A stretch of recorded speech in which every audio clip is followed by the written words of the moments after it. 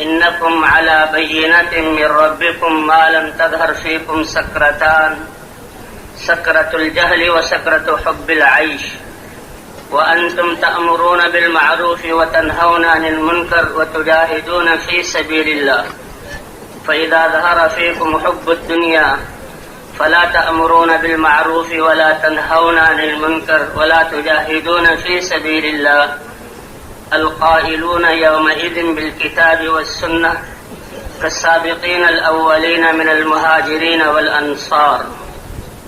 وقال النبي صلى الله عليه وسلم نضر الله امرأ سمع مقالتي فوعاها ثم أداها كما سمعها فرب مبلغ أوعى من سامع أو كما قال النبي صلی اللہ علیہ وسلم.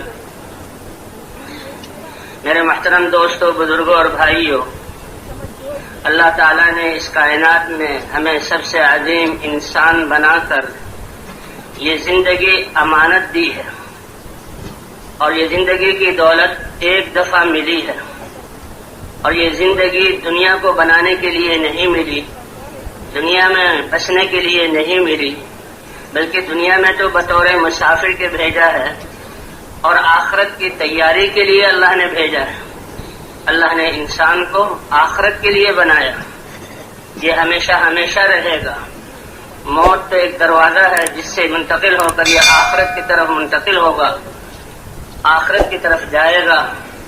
اور اصل ٹھکانہ اللہ نے اس انسان کا جنت بنائی ہے، جہاں ہمیشہ ہمیشہ کی زندگی ہے، ہمیشہ ہمیشہ کی جوانی ہے، ہمیشہ ہمیشہ کی صحت اور خوشیاں ہیں اور نعمتیں ہیں، اور اللہ کی رضا ہے.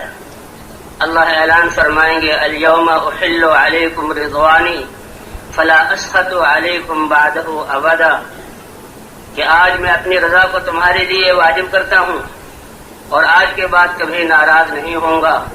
جنت والوں کے لیے اللہ کی رضا کی خوشخبری یہ سب سے بڑی نعمت ہوگی.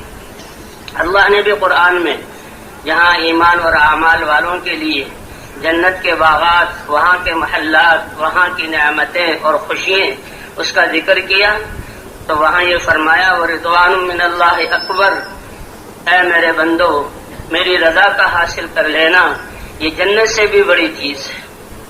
تو اللہ نے دنیا میں ہمیں بھیجا ہے، یہ زندگی اور جو کچھ ہمارے پاس ہے یہ اللہ نے امانت دی ہے آخرت کی تیاری کے لیے. تو یہاں پر پوری دنیا کا بادشاہ بن جائے، اللہ کے ہاں اس کی وہ قیمت نہیں. وزارتیں ساری اس کو مل جائیں، ساری زمینوں کا مالک ہو جائے، زراعت کے نقشے قائم ہو جائیں، تجارت کے نقشے اس کے پاس ہوں اور دنیا کے اسباب اس کے پاس جمع ہوں، تو اس کی وہ حیثیت نہیں ہے. بلکہ جو قیمت جو ہے اللہ کے پر ایمان لانا اور اللہ کے سامنے جھکنا، اس کی قیمت ہے. دنیا تو اس کے اللہ نے دنیا کو مسافر خانہ بنایا. اللہ کے ہاں دنیا کی قیمت مچھر کے 2 پروں میں سے ایک پر کے برابر بھی نہیں. لو كانت الدنيا تعدل عند الله جناح بعوضة لما سقى منها كافرا شربا. دنیا اور دنیا کے جو اسباب ہیں، ساری نعمتیں، اگر اس کی قیمت اللہ کے ہاں مچھر کے 2 پروں میں سے ایک پر کے برابر ہوتی تو اللہ کسی کافر کو، نہ ماننے والے کو، ایک گھونٹ پانی بھی نہ پلاتے. اصل اس کا اللہ کے سامنے جھکنا ہے، اللہ کی طاعت ہے. اور سب سے بڑی نعمت جو اللہ نے ایمان عطا فرمایا، لا الہ الا اللہ، یہ سب سے بڑی دولت ہے. حضور صلی اللہ علیہ وسلم طواف فرما رہے تھے، بیت اللہ کو دیکھا اور فرمایا اے بیت اللہ تم کیا ہی پاکیزہ ہو، اور تیری خوشبو کیا ہی پاکیزہ ہے، اور تیرا اللہ کے ہاں کتنا مرتبہ ہے. لیکن مسلمان کی جان اور مسلمان کی عزت اور مسلمان کا مال، اس کی حرمت اللہ کے ہاں تجھ سے بھی زیادہ ہے. تو اللہ تعالیٰ نے ہمیں دنیا میں بھیجا اور اسلام جیسی دولت عطا فرمائی. تو اصل اللہ کے سامنے جھکنا، اور اس سے بڑی دولت کہ انسانوں کو اللہ کے سامنے جھکنے والا بنانا. حضور صلی اللہ علیہ وسلم جب لا الہ الا اللہ کی دعوت لے کر آئے اور اپنی قوم کو دعوت دی. آپ تو صادق تھے، امین تھے، لوگوں کی آنکھوں کا تارا تھے. آپ کی 40 سالہ زندگی بڑی صدق اور امانت والی تھی. لوگ آپ سے فیصلے کرواتے تھے، لیکن جب اس لا الہ الا اللہ کی دعوت شروع کی تو لوگ مخالف ہو گئے.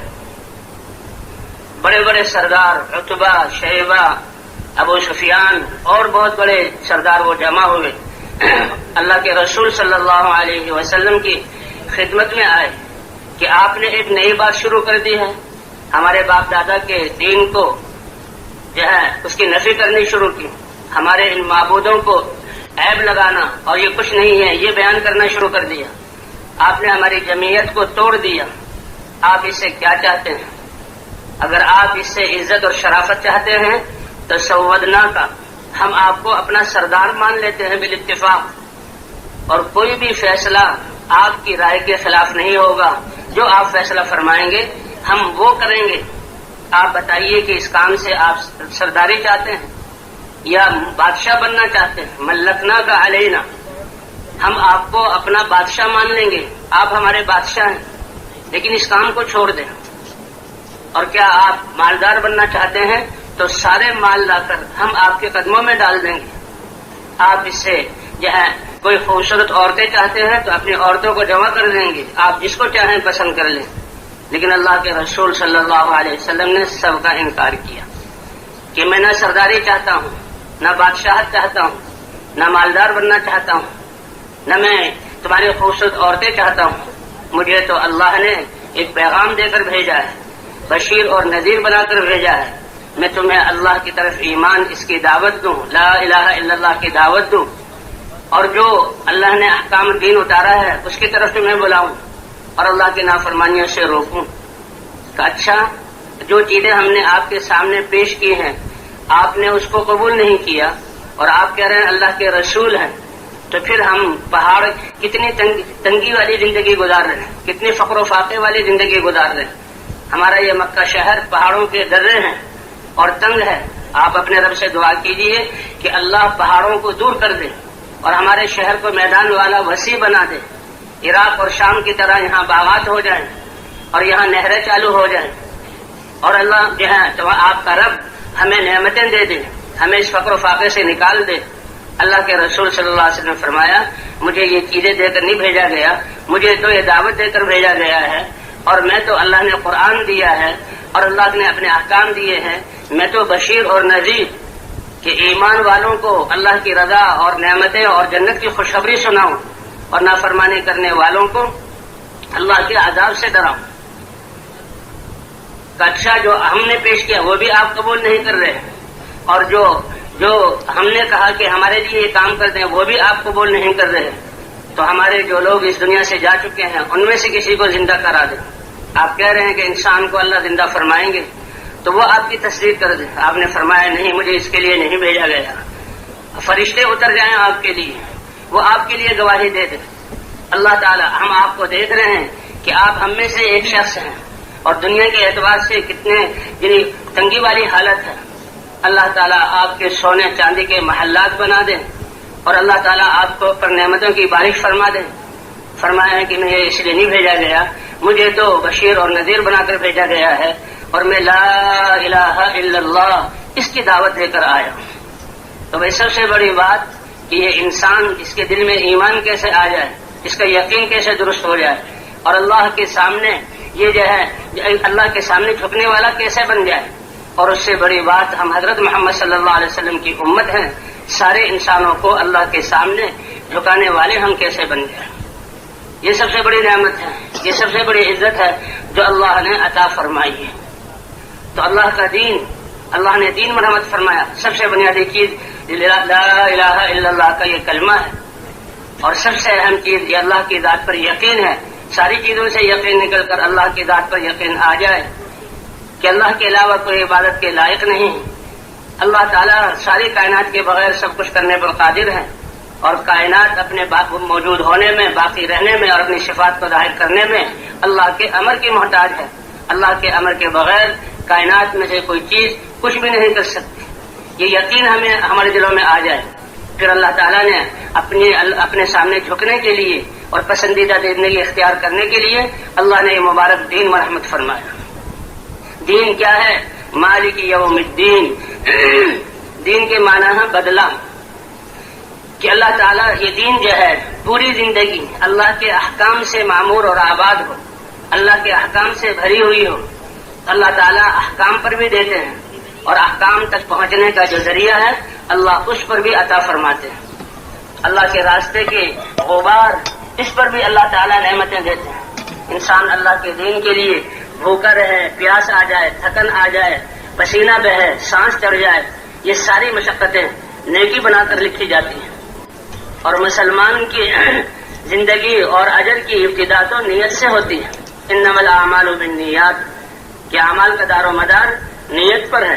حدیث میں آتا ہے کہ ایک نیکی کی نیت کر لیتا ہے تو نیت کی وجہ سے وہ ایک نیکی لکھ دی جاتی ہے، اور اگر برائی کی نیت ہوئی لیکن اللہ کے ڈر اور ایمان کی وجہ سے اس سے بچ گیا، اپنے آپ کو بچا لیا کہ نہیں یہ برائی نہیں کرنی، یہ بھی ایک نیکی لکھی جاتی ہے۔ تو نیت پر ایک نیکی، اور پھر اللہ کی طرف سے جو دین ہے کہ انسان جب اس نیکی کو کر لیتا ہے اللہ 10 نیکیاں بنا کر جو ہے وہ لکھتے ہیں، کہ جو ایک ہے من جاء بالحسنۃ فلہ 10 امثالھا، ابتدا 10 گنا اجر سے ہوتی ہے، اور پھر نسبتوں کے بدلنے اور حالات کے بدلنے سے اللہ تعالیٰ اور اخلاص کی برکت سے نعمتوں کے ان نیکیوں کے اجر کو اللہ بڑھا دیتے ہیں، لاکھوں گنا کر دیتے ہیں، کروڑوں گنا کر دیتے ہیں، حتیٰ کہ اللہ تعالیٰ بے حساب عطا فرماتے ہیں۔ اس لیے کہتے ہیں مسلمان ایمان والا، اس کی زندگی تو 60-70 سال کی ہے، بڑی مختصر سی ہے، اس میں یہ سوتا بھی ہے، کھاتا پیتا بھی ہے، اپنی حاجتیں بھی، ضروریات بھی پوری کرتا ہے، تو یہ تھوڑی سی مختصر سی زندگی، لیکن اس کی نیت ایمان کی وجہ سے کہ میں تو اللہ کا بندہ ہوں، میں نے تو اللہ کے حکم کو ماننا ہے، میں نے تو زندگی اللہ کے احکام کے مطابق گزارنی ہے، کیونکہ یہ کلمہ اخلاص ہے، کلمہ تقویٰ ہے، اور اللہ کے نافرمانیوں سے بچنا ہے۔ تو نیت چاہے یہ کروڑوں سال زندہ رہے، اس نے تو اللہ کی ذات پر ایمان اور یقین رکھتے ہوئے زندگی گزارنی ہے اور اللہ کے احکام کو پورا کرنا ہے، تو اس کی نیت کی وجہ سے اللہ ہمیشہ کی کبھی ختم نہ ہونے والی جنت کی خوشیاں اور کامیابیاں اور نعمتیں اور اللہ اپنی رضا عطا فرماتے ہیں۔ زندگی تو بہت تھوڑی سی ہے۔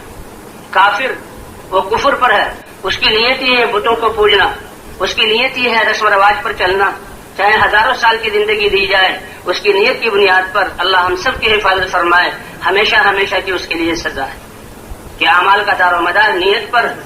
یہ تو نیت سے کہ ہم سب یہ نیت کر لیں، یہ جو بات ہو رہی ہے سارے پرانے ساتھی ہیں، اے اللہ ہم تو حضور صلی اللہ علیہ وسلم کی محنت والے ہیں، یہ ہماری زندگی کا مقصد ہے، خود تیرے دین پر آنا، تیرے سامنے جھکنا، تیرے احکام کو پورا کرنا، اور ساری انسانیت جو موجود ہے ان کو اور قیامت تک آنے والی نسلوں کو تیری طرف بلانا، تیرے سامنے جھکانا، ان کے دلوں میں تیری ذات پر یقین کا پیدا کرنا اور ان کی زندگیوں کو تیرے احکام سے آباد کرنا، یہ ہماری نیت ہے۔ اگر ہم یہ نیت کر لیں تو اللہ کے ہاں اس نیت کی وجہ سے ہمارا یہی مرتبہ ہو جائے گا۔ تو کیا خیال ہے، سب نیت کرتے ہیں انشاءاللہ؟ ہاں۔ دین کا معنی بدلے کا ہے، اللہ تعالیٰ جو ہے اعمال پر دیتے ہیں، اور جو اعمال کے ذرائع ہیں ان پر بھی اللہ تعالیٰ دیتے ہیں، چلنے پر بھی، قدموں پر جو ہے کہ کتنے حضرت ابوبکر صدیق رضی اللہ تعالیٰ عنہ حضرت اسامہ ابن زید رضی اللہ تعالیٰ عنہ کے لشکر کو روانہ کر رہے ہیں، حضرت اسامہ ابن زید جو ہے وہ اپنی سواری پر ہیں، حضرت ابوبکر صدیق پیدل چل رہے ہیں، ان کی سواری کی نکیل عبد الرحمن ابن عوف نے پکڑی ہوئی ہے اور اسامہ کو روانہ کر رہے ہیں۔ حضرت اسامہ چھوٹی عمر کے تھے، حضرت ابوبکر کا مرتبہ اور اب جو ہے وہ خلیفہ رسول بن گئے اور جماعت کو روانہ کر رہے ہیں۔ حضرت اسامہ رضی اللہ تعالیٰ عنہ نے عرض بھی کیا، اے خلیفہ رسول اللہ، اے ابوبکر، یا تو آپ بھی سوار ہو جائیں یا مجھے اترنے دے، میں بھی آپ کے ساتھ پیدل چلوں۔ فرمایا چھوڑ، ابوبکر کو پیدل چلنے دے اور اپنے اس جسم پر اللہ کے غبار، اللہ کے راستے کے غبار سے غبار آلودہ ہونے دے، غبار پڑنے دے، کہ اللہ کے راستے میں نکلنے والا ہر قدم پر اللہ 700 نیکی عطا فرماتے ہیں اور 700 گناہ معاف فرماتے ہیں اور 700 اللہ درجات اس کے بلند فرماتے ہیں۔ تو یہ تو اللہ تعالیٰ نے ہمیں یہ زندگی دی اور پھر یہ کام دیا جس کی وجہ سے اعمال کا اجر لاکھوں اور کروڑوں گنا بڑھ جاتا ہے۔ فرمایا جو اللہ کے راستے میں نکلے اور اپنی جان پر 1 روپیہ خرچ کرے، تو اللہ کے راستے میں نکلا ہے کس لیے؟ اے اللہ میری زندگی میں دین زندہ ہو جائے، ساری امت مسلمہ دین پر چلنے والی بن جائے اور امت مسلمہ دین کی محنت کو کرنے والی بن جائے، تاکہ ساری انسانیت کو ہدایت مل جائے اور وہ تجھے راضی کرنے والے بن جائیں اور قیامت تک آنے والی نسلیں۔ تو اس کی اس نیت کی وجہ سے اللہ تعالیٰ اس کے اعمال کے اجر کو بڑھا دیتے ہیں۔ فرمایا اپنی جان پر خرچ کر رہا ہے تو ہر درہم کے خرچ کرنے پر اللہ تعالیٰ 7 لاکھ درہم صدقہ کرنے کا ثواب عطا فرمائیں گے۔ اور پھر دوسری حدیث میں ہے کہ اللہ کے راستے میں نکل کر نماز پڑھنا، روزے رکھنا اور ذکر کرنا، اس کا اجر تو جو اللہ کے راستے میں خرچ کرنے کا اجر ہے اس سے بھی زیادہ کر دیا جائے، اس سے بھی 700 گنا بڑھا دیا جاتا ہے۔ اس لیے فرمایا کہ کسی مسلمان کا میدان جہاد میں کھڑے ہونا، اللہ کے کلمے کو بلند کرنے کے لیے ایک گھڑی کھڑا ہونا، چند منٹ کھڑا ہونا، یہ دوسرے شخص کے بیت اللہ کے سامنے لیلۃ القدر کی رات میں، رمضان کے مہینے میں حجر اسود کے سامنے ساری رات کھڑے ہونے سے افضل ہے۔ اسی لیے حضرت خالد بن ولید رضی اللہ تعالیٰ نے فرمایا کہ میری وہ رات جو اللہ کے راستے میں گزرے، اندھیری رات ہو اور ہواؤں کا جھکڑ چل رہا ہو اور آسمان سے بارش ہو رہی ہو اور میں اس بارش میں ٹھٹر رہا ہوں اور میرے لیے بارش سے بچنے کے لیے سوائے چھوٹی سی ڈھال کے اور کوئی چیز نہ ہو، مجھے یہ رات افضل ہے اس رات سے کہ میری شادی ہوئی ہو، نئی نویلی دلہن میرے پاس آئے، میری اس سے ملاقات ہو اور ایک خوبصورت نیک بچہ اس کی خوشخبری مجھے ملے، اس سے مجھے زیادہ پسند ہے اللہ کے راستے کی وہ رات۔ حضرت عمر رضی اللہ تعالیٰ فرماتے ہیں کہ اللہ رحم کرے خالد پر، اس کی نیت تو اللہ کے کلمے کو ہی بلند کرنا تھا۔ انہوں نے جو کچھ بھی اس کو ملا، مال میں سے ملا، اسباب میں سے ملا، اس کو اللہ کے دین کو زندہ کرنے کا ذریعہ بنایا۔ تو بھائی اللہ تعالیٰ نے ختم نبوت کی وجہ سے ہمیں یہ محنت عطا فرمائی۔ جتنی بھی چیزیں انسانوں کے اور مخلوقات کے فائدے والی چیزیں دنیا میں حرکت کر رہی ہیں، سورج کا یہ روشنی لے کر، حرارت لے کر حرکت کرنا، ان ہواؤں کا کائنات کے لیے چلنا، اس پانی کا بہنا، یا جتنے بھی اسباب نقل و حرکت ہو رہی ہے، اس میں سب سے عظیم نقل و حرکت حضرات انبیاء کرام کی اور دین کی محنت والوں کی ہے، جو اللہ کا پیغام لے کر انسانوں کی طرف جا رہے ہیں۔ یہ اللہ کا دین کتنا عظیم جو ہے، یہ انعام ہے اللہ کا، کتنی بڑی نعمت ہے کہ پاکیزہ ہستیاں حضرات انبیاء کرام اور نبیوں کے سردار حضرت محمد صلی اللہ علیہ وسلم کہ اللہ کے بعد کائنات میں حضور صلی اللہ علیہ وسلم کا درجہ، اللہ کے اتنے بڑے پیغام کو خود لے کر جا رہے ہیں اور کافروں کے پاس جا رہے ہیں اور ان کو بلا رہے ہیں اور ان کو لا الہ الا اللہ کی دعوت دے رہے ہیں، تو کتنا عظیم کام ہے جو اللہ نے ہمیں عطا فرمایا، اس لا الہ الا اللہ کی دعوت۔ اس لیے حضور صلی اللہ تعالیٰ فرماتے ہیں وَمَنْ أَحْسَنُ قَوْلًا مِّمَّنْ دَعَا إِلَى اللَّهِ، کہ جو اللہ کی طرف بلا رہا ہے، بلا رہا ہے، اس سے اچھی آواز کائنات میں کس کی ہے، اور خود وہ نیک اعمال کر رہا ہے اور اپنے آپ کو عام مسلمانوں میں سے سمجھتا ہے۔ یہ ایک سوال اور استفہام کے طور پر اللہ نے فرمایا۔ مفسرین فرماتے ہیں اس کا جواب یہ ہے، اے اللہ اس سے اچھی آواز کسی کی نہیں۔ وہ آواز لگانے کے لیے اللہ نے ہمیں اپنے راستے میں نکلنے کی توفیق عطا فرمائی۔ حضور صلی اللہ علیہ وسلم مکے کی گلیوں میں اور سخت گرمی میں، اور جہاں کوئی گھاٹی چھوڑی نہیں، کوئی گلی چھوڑی نہیں جس میں حضور صلی اللہ علیہ وسلم اس کلمے کو لے کر جا رہے ہیں۔ ایک صحابی کہتے ہیں مجھے بچپن کا واقعہ یاد آیا کہ میں اپنے والد صاحب کے ساتھ مکے میں آیا تو میں نے ایک بھیڑ سی دیکھی۔ جب ہم اس کے قریب پہنچے تو ایک بہت شریف اور بڑے عظیم انسان وہ کچھ بات کر رہے ہیں اور اس کے پیچھے دوسرا آدمی ہاتھ میں پتھر لیے ہوئے ہے اور وہ ان کی بات کو رد کر دیتا ہے۔ بعد میں پتہ لگا کہ یہ حضرت محمد صلی اللہ علیہ وسلم تھے کہ ایک ایک سے ملتے تھے اور لا الہ الا اللہ کی دعوت دیتے تھے، اور ان کے پیچھے ان کا چچا ابو لہب وہ آپ کے کام کی نفی کرتا تھا کہ دیکھو اس کی بات نہ مانو، اس نے اپنے باپ دادا کے دین کو چھوڑ دیا، یہ میرا بھتیجا ہے، میں اس کا چچا ہوں، اور وہ بات پر پانی پھینکتا ہے اور اللہ کے رسول دعوت دے رہے ہیں۔ ایک موقع پر سخت گرمی میں جب گرمی سخت ہو گئی، آپ صلی اللہ علیہ وسلم اپنے گھر تشریف لائے، آپ کی صاحبزادی حضرت زینب رضی اللہ تعالیٰ عنہ نے دیکھا تو آپ کی اس تھکاوٹ اور آپ کے پراگندہ بال اور آپ کی اس گرمی اور پسینے کے بہنے پر وہ رونے لگی اور کہنے لگی میری قوم کو کیا ہوا کہ میرے والد یہ اللہ کے رسول، یہ تو ان کو کامیابی اور اللہ کے دین کی طرف بلاتے ہیں اور وہ اس کا انکار کرتے ہیں، مخالفت کرتے ہیں. تو حضور صلی اللہ علیہ وسلم نے تسلی دی، اے بیٹی تم فکر نہ کرو اور رو مت، اس روئے زمین پر کوئی پکا اور کچا گھر ایسا باقی نہیں رہے گا کہ تیرے ابا کے اس دین کو لائے ہوئے امر کو اللہ اس میں داخل کر کے نہ رہے. تو بھی حضرات انبیاء کرام کی یہ محنت ختم نبوت کی وجہ سے اللہ تعالیٰ نے یہ محنت اس امت کو عطا فرمائی اور اس کی وجہ سے اس کو بہترین امت قرار دیا گیا. سب سے بڑا پیغام نقل و حرکت کہ اللہ کے دین کی محنت کو دعوت کو لے کر چلنا اور انسانوں تک اس کو پہنچانا. اس لیے یہاں جمع ہوئے ہیں کہ ہم جو ہماری یہ پچھلی زندگی یہ دنیا جس کو اللہ نے فنا کرنے کے لیے بنایا، ہماری صلاحیتیں اس کو بسانے میں لگ گئی. جن چیزوں کا وعدہ اللہ نے کیا ہوا اور اللہ ہم تک پہنچا رہے ہیں، ان چیزوں کو حاصل کرنے میں ہم نے محنت لگا دی.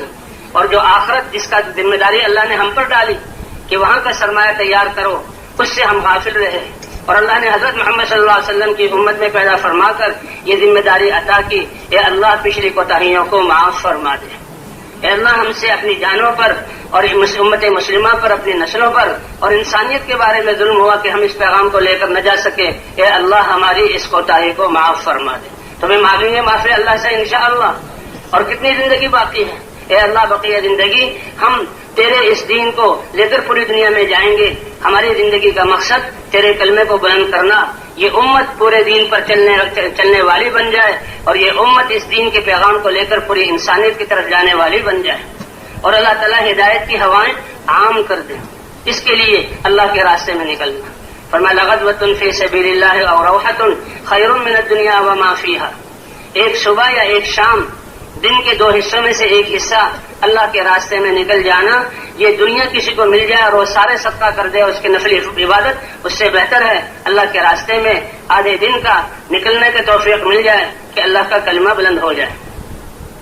حضور صلی اللہ علیہ وسلم خود بھی محنت فرما رہے ہیں اور آپ کی ختم نبوت کی وجہ سے اللہ نے ہر فرد امت کو، مرد ہو یا عورت، اللہ نے یہ ذمہ داری عطا فرمائی، حکم فرمایا آپ کہہ دیجئے یہ ہے میرا راستہ، اللہ کی طرف سمجھ بوجھ کے ساتھ میں بلاتا ہوں. اور جس نے میری اتباع کی، لا الہ الا اللہ محمد الرسول اللہ کا اقرار کر لیا، تو اس کا راستہ بھی اور اس کی ذمہ داری بھی یہی ہے، اللہ کی طرف بلانا. تشریف ہماری زندگی اس کے لیے. اسی کے لیے حضور صلی اللہ علیہ وسلم جو ایمان لاتا ہے وہ فوراً حضور صلی اللہ علیہ وسلم کے ساتھ دعوت میں شریک ہو جاتا ہے. جیسے لا الہ الا اللہ اس میں وعدہ ہے، اے اللہ تیرے احکام پر چلیں گے، تیری بندگی کرتے ہوئے زندگی گزاریں گے. تو محمد الرسول اللہ، اے اللہ ہماری زندگی تیرے نبی کے طریقے کے اور سنت کے مطابق ہوگی اور ہمارا کام بھی حضور صلی اللہ علیہ وسلم والا کام ہے. آپ خاتم النبیین ہیں. ختم نبوت کے عقیدے کی وجہ سے یہ فریضہ اللہ نے اس امت کو عطا فرمایا. جیسے اللہ جسموں کے رب ہے مادی نعمتیں پہنچاتے ہیں، اسی طرح اصل روح ہے، روح کی تربیت کے لیے اللہ نے نبیوں کو بھیجا. وَإِن مِّنْ أُمَّةٍ إِلَّا خَلَا فِيهَا نَذِيرٌ. کسی قوم کو اللہ نے نبی کے بغیر خالی نہیں کیا. فرمایا ہم ان کو عذاب نہیں دیں گے، ہلاک نہیں کریں گے جب تک کہ نبی نہ آ جائے اور نبی محنت نہ کریں. اور نبی کی محنت کے بعد جب حق وجود میں آیا تو پھر اللہ باطل پر جہاں ہاتھ اٹھاتے تھے باطل کو ختم کرتے تھے. 1,24,000 انبیاء اللہ نے بھیجے. سب سے آخر میں سارے نبیوں کے سردار حضرت محمد صلی اللہ علیہ وسلم تشریف لائے. آپ پر نبوت کے دروازے کو بند کر دیا، مہر لگ گئی، آپ کے بعد کوئی نبی نہیں آئے گا. آپ کو 23 سال محنت کا عرصہ دیا گیا. تو یہی محنت اس امت کے ذمہ ہو گئی، مردوں کے ذمہ بھی، عورتوں کے ذمہ بھی. حضور صلی اللہ علیہ وسلم نے جب حضرت خدیجہ رضی اللہ تعالیٰ عنہ کو دعوت دی، اے خدیجہ اب برملا اعلان کرو اور نعمتوں سے بیزاری کا اظہار کرو اور لا الہ الا اللہ کا اقرار کرو اور محمد الرسول اللہ مجھے اللہ کا رسول مانو. تو حضرت خدیجہ رضی اللہ تعالیٰ نے فرمایا، اے اللہ کے رسول آپ اپنے گھر میں اپنی دعوت کی ابتدا مجھ سے کر رہے ہیں تو یہ میرے لیے سعادت کی بات ہے. سب سے پہلے میں اس دعوت کو قبول کرتی ہوں. اور یہ صحابہ کی خاصیت تھی، حضور صلی اللہ علیہ وسلم کی صحبت کی برکت تھی اور لا الہ الا اللہ کا سچا اقرار تھا. جیسے وہ اس کلمے کو اخلاص کے ساتھ کہتے تھے تو اسی طرح اس کلمے کے اقرار کرتے ہی ان کے دلوں میں حضور صلی اللہ علیہ وسلم والا غم آ جاتا تھا اور فوراً جو کچھ اپنے اوپر پیش آنے والا اور حالات جو پیش آنے والے ہیں مخالفت کے، ان کی پرواہ کیے بغیر اس کلمے کی دعوت میں لگ جاتے. حضرت خدیجہ رضی اللہ تعالیٰ عنہ تاجرہ تھی اور گھر میں نعمتوں کی جو ہے فراوانی تھی، اچھی زندگی گزر رہی تھی، لیکن اس کلمے کے پڑھتے ہی تجارت کی فکر ختم ہو گئی اور اب اللہ کا دین کیسے زندہ ہو. اس لیے آتا ہے کہ سب سے پہلے حضور کو تسلی دی، سب سے پہلے حضور کی ہمدردی کی، سب سے پہلے اللہ کے دین کی مدد کی اور اللہ کے رسول کی مدد کی اور اپنا مال لگایا. وہ خدیجہ رضی اللہ تعالیٰ عنہ نے لگایا، فوراً اس کی دعوت شروع کر دی. تو مرد ہو یا عورت ہو، امت کا ہر فرد اس دعوت میں لگتا تھا. اب دعوت میں فکر لگی اور تجارت کی فکر چھوٹی، اللہ کی ذات پر یقین آ گیا. تو پھر جب تجارت کی جو فکر چھوٹی تو مال ختم ہوتے ہوتے ختم ہو گیا، حتیٰ کہ فاقے کی نوبت آ گئی. گھر میں فاقہ ہے، حضور صلی اللہ علیہ وسلم اس گھر سے بیت اللہ کی طرف جا رہے ہیں اور اللہ کا پیغام آتا ہے. جبرائیل علیہ السلام حاضر ہوتے ہیں، کہتے ہیں اے اللہ کے رسول، آج آپ کے رب اللہ نے آپ کی بیوی خدیجہ کو سلام بھیجا ہے. تو بھائی اللہ نے یہ محنت ہمیں عطا فرمائی، اللہ تعالیٰ اس محنت کو آداب کے ساتھ کرنے کی توفیق عطا فرمائے. دین سارا کے سارا ادب ہے. حضور صلی اللہ علیہ وسلم کی محنت ساری آداب اور سلیقے سے مدین ہے. فرمایا علمنی ربی فاحسن تعلیمی، میرے رب نے مجھے علم عطا فرمایا، بہت اچھا علم عطا فرمایا. میرے رب نے زندگی کی سلیقے اور آداب اور سب سے بہترین آداب اور سلیقے مجھے عطا فرمائے. حتیٰ کہ اللہ خود گواہی دے رہے ہیں انک لعلی خلق عظیم. اس لیے یہ محنت اس کے آداب ہیں. اس میں دو بنیادی چیزیں ہیں، ایک نقل و حرکت ہے اور ایک اجتماعیت ہے. ہر ایک اپنے طریقے پر محنت کرے ایسا نہیں. اس امت کا افتراق اللہ کو پسند نہیں کہ دین ہی اللہ نے اس لیے اتارا کہ دل جڑ جائیں، دل جڑ جائیں. واذکروا نعمت اللہ علیکم اذ کنتم اعداء فالف بین قلوبکم فاصبحتم بنعمتہ اخوانا. اللہ نے تمہیں اس دین کے ذریعے تم ایک دوسرے کے خون کے پیاسے اور دشمن تھے، بھائی بھائی بنا دیا اور بھائی بن کے ایک دوسرے کا ہمدرد بن کر زندگی گزارو. تو اجتماعیت ہے. اور دوسرے نقل و حرکت ہے.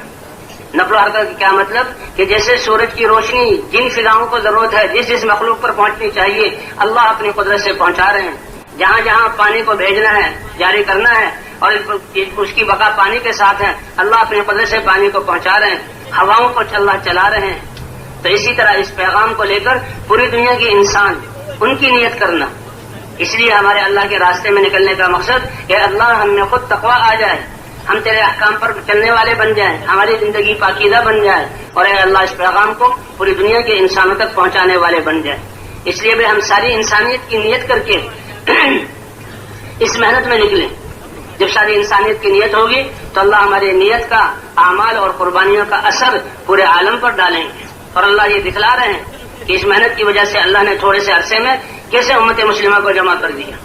اس لیے ہمارے اللہ کے راستے میں نکلنے کا مقصد کہ ہم میں خود تقوی والی زندگی آ جائے، اخلاص والی زندگی آ جائے، ہماری زندگی کے تمام شعبوں میں اللہ کے احکام زندہ ہو جائے اور پھر یہ پیغام ہر انسانیت تک پہنچ جائے، ہر انسان جہنم سے بچ کر جنت میں جانے والا بن جائے. اعمال اور اس کے اجر کا جہاں دار و مدار نیت پر ہے. اللہ تربیت بھی اس کے مطابق فرمائیں گے اور اللہ تعالیٰ ہمارے اعمال کی تاثیر بھی اسی طرح پورے عالم پر ڈالیں گے. قیامت میں حشر بھی اللہ تعالیٰ انبیاء، صحابہ اور صدیقین اور شہداء کے ساتھ فرمائیں گے. اس لیے اجتماعیت ہے.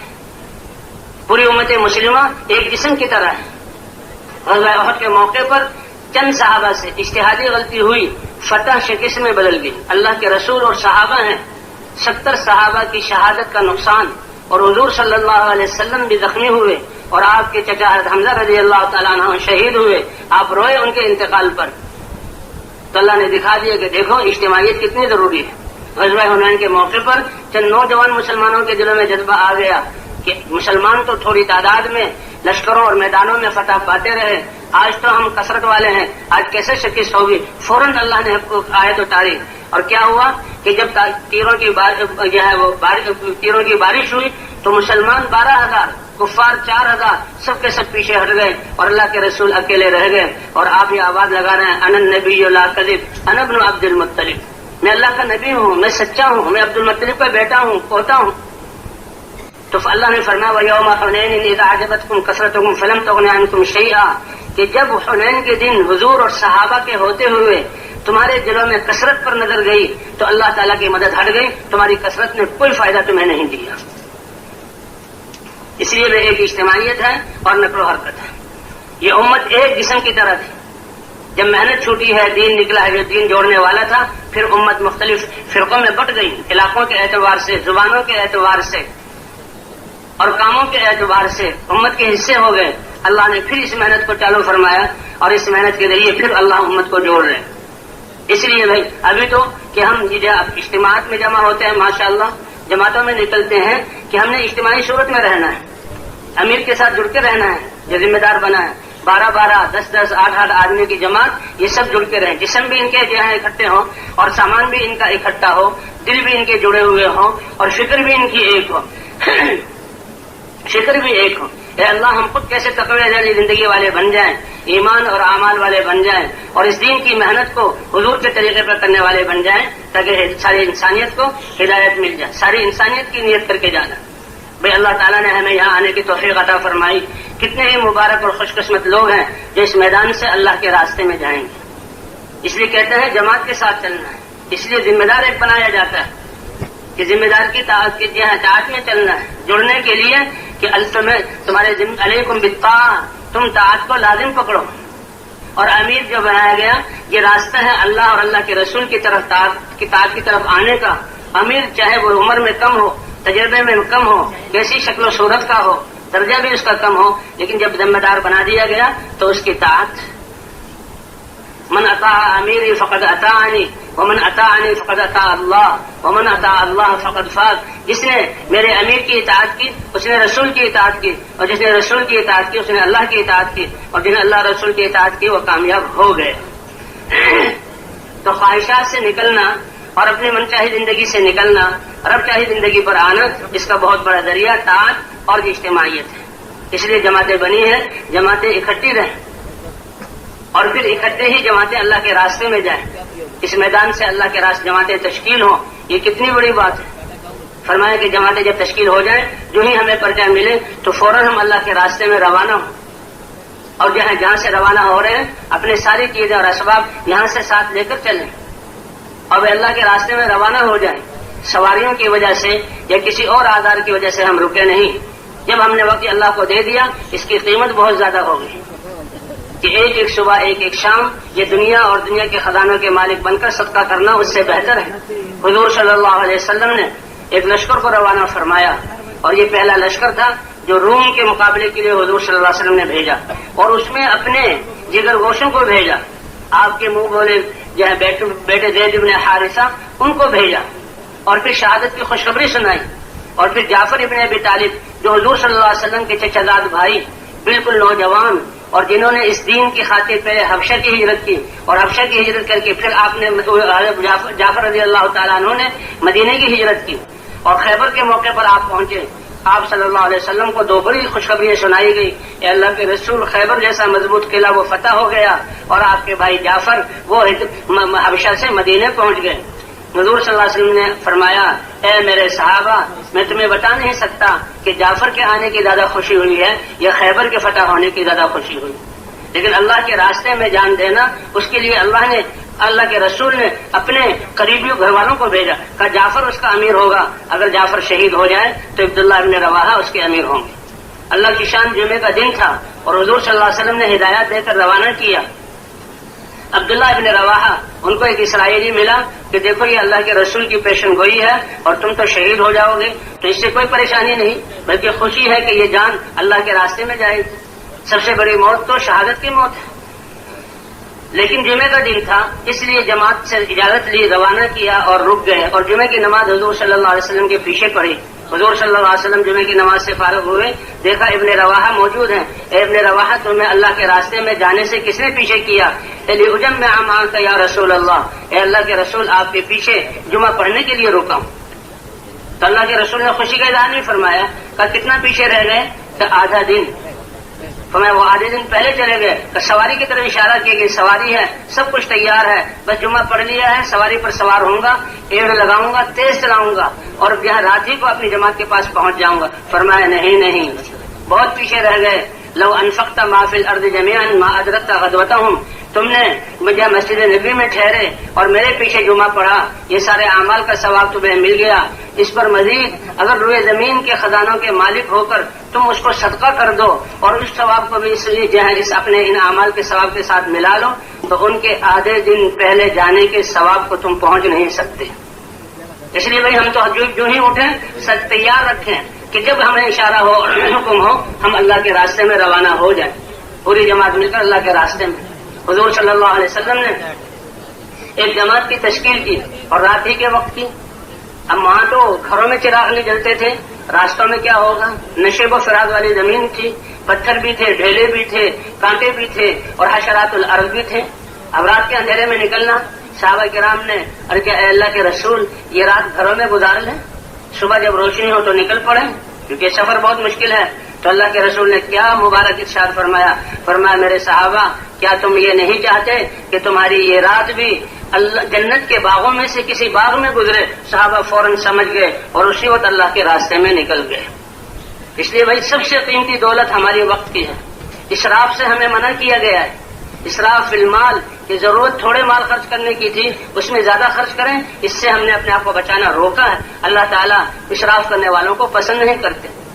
جیسے اسراف مال میں ہے ایسے ہی اسراف جو ہے وقت میں بھی ہے کہ کھانے پینے میں اور ضروریات میں جہاں تھوڑا وقت لگے وہاں مزے سے کھانا، زیادہ وقت لگانا یہ وقت کا اسراف ہے. ہماری تو ایسی تربیت اور اسلام ایسا پاکیزہ مذہب ہے کہ پانی میں بھی اسراف سے روکا گیا، پانی میں بھی اسراف سے روکا گیا.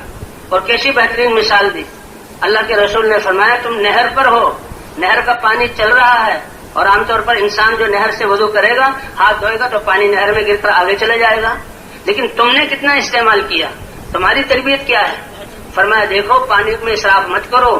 اگرچہ ہاں تم نہر کے کنارے، یا رسول اللہ نہر کے کنارے پر بھی ہو، کہ ہاں نہر کے کنارے پر بھی ہو، تمہارا امتحان یہ ہے کہ ضرورت کے بقدر جو ہے پانی کو استعمال کرو. تو نہ مال میں اسراف کرنا، ضرورت سے زیادہ خرچ کرنا، ضرورت کو پورا کرنا یہ تو ضروری ہے. حاجت جو اللہ نے رکھی ہے ضروریات، تو پانی میں اسراف، وقت میں اسراف، ضرورت کی چیزوں میں زیادہ وقت لگانا، یہ وقت سب سے قیمتی دولت ہے. اس لیے بھائی جماعت بن کر فوراً اللہ کے راستے میں نکلنا. اور یہاں چونکہ سوال بھی منع ہے، نہ دل میں یہ خیال آئے کہ لوگ ہماری ضرورتیں پوری کریں اور نہ زبان پر کسی کے سامنے اپنی حاجت کو ظاہر کرنا ہے، بلکہ اللہ کے راستے کی محنت اللہ نے جان دی. اللہ فرماتے ہیں اپنی جان بھی لگاؤ میرے دیے ہوئے اور اپنے مال کو بھی لگاؤ. جاہدوا باموالکم وانفسکم، کہ اپنی جان کو بھی لگاؤ اور مال کو بھی لگاؤ میرے کلمے کو بلند کرنے کے لیے. تو نہ دل میں یہ جھانک ہو کہ کوئی ہماری جہاں حاجت کو پورا کر دے، نہ زبان پر سوال آئے، بلکہ کوئی پیش بھی کرے تو ہم نے نہیں لینا. ہم تو اللہ کے راستے میں نکلے ہیں، جان بھی ہماری لگے گی اور مال بھی ہمارا لگے گا اور وقت بھی ہم اپنا خرچ کر رہے ہیں. اس لیے جماعت جو بن جائیں ذمہ دار کے ساتھ جڑ جائیں، اپنا سارے سامان یہاں رکھیں اور جہاں تشکیل ہو اس تشکیل کے بارے میں پوچھیں، کیونکہ اس محنت سے مقصد کہ حضور والا غم ہمیں لگ جائے، حضور والا درد ہمارے دلوں میں آ جائے کہ آپ صلی اللہ علیہ وسلم کا ندائم الفکرت متواصل الاحزان، انسانیت کے لیے کہ یہ انسانیت ناکامی سے بچ کر کامیابی والے راستے پر کیسے چلنے والی بن جائے. اس لیے میں ہمارے یہاں جماعت ابھی تو 12 کی جماعت اکٹھے ہے، پھر اللہ امت مسلمہ کو ایک جسم کی طرح بنا دیں. ماشاء اللہ مرکزوں میں کتنا بڑا مجمع جمع ہوتا ہے، کیسے محبت سے رہتا ہے. جوڑوں پر یہ جوڑ ہے، لاکھوں کا مجمع جمع ہے، اجتماع پر اس سے بھی زیادہ اللہ تعالیٰ اس دین کی برکت سے جوڑ بٹھا رہے ہیں. اس لیے بھائی جہاں تشکیل ہوئی وہاں کے حالات معلوم کر لیے جائیں کہ ہمارا اللہ کے راستے میں نکلنے کا مقصد یہ دعوت والا کام ایسا ہے. جو کرنے والے ہیں ان کی تربیت بھی ہو رہی ہے، ہم سب سیکھنے والے ہیں اور اپنی تربیت کے لیے نکلنے ہیں. ابتدا اپنی ذات سے ہے، اللہ نے ہمیں دین کی ذمہ داری دی، اس لیے ساری انسانیت کی بھی فکر.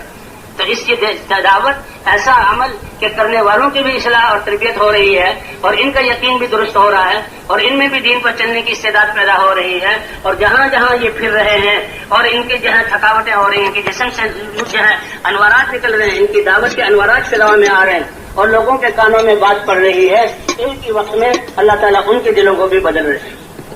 کہ دعوت تو اتنا بڑا امر ہے اور انقلاب لانے کے اتنے بڑا طاقت والا کہ اللہ خود داعی ہے، واللہ یدعو الی دار السلام. تمام انبیاء کو دعوت دے کر بھیجا گیا اور ختم نبوت کی وجہ سے اللہ نے دعوت والا کام اس امت کے ہر فرد کو، مرد اور عورت کو عطا فرمایا. اس لیے ساری چیزیں یہیں سے پوری کر کے 2 ساتھی خدمت میں لگا دیے جائیں. اب ہم پیدل چلیں. اللہ قادر تھے اپنے نبی کو براق سواری دے کر پوری دنیا میں پھرا دیتے. لیلۃ المعراج میں آسمانوں پر اور جنت کی سیر اللہ کے دربار میں اس براق سواری بھیجی گئی. لیکن دعوت والا کام حضور طائف پیدل گئے. اب آپ کا کتنا سفر جو ہے ہجرت کا پیدل ہوا، پھر اونٹے پر سوار ہوئے اور صحابہ کرام پیدل بھی چلے. تو اس لیے بھائی پیدل چلنا، جماعت ایک ساتھ ہو، 2 کی جوڑی بنا دی جائے، ایک نیا اور ایک پرانا.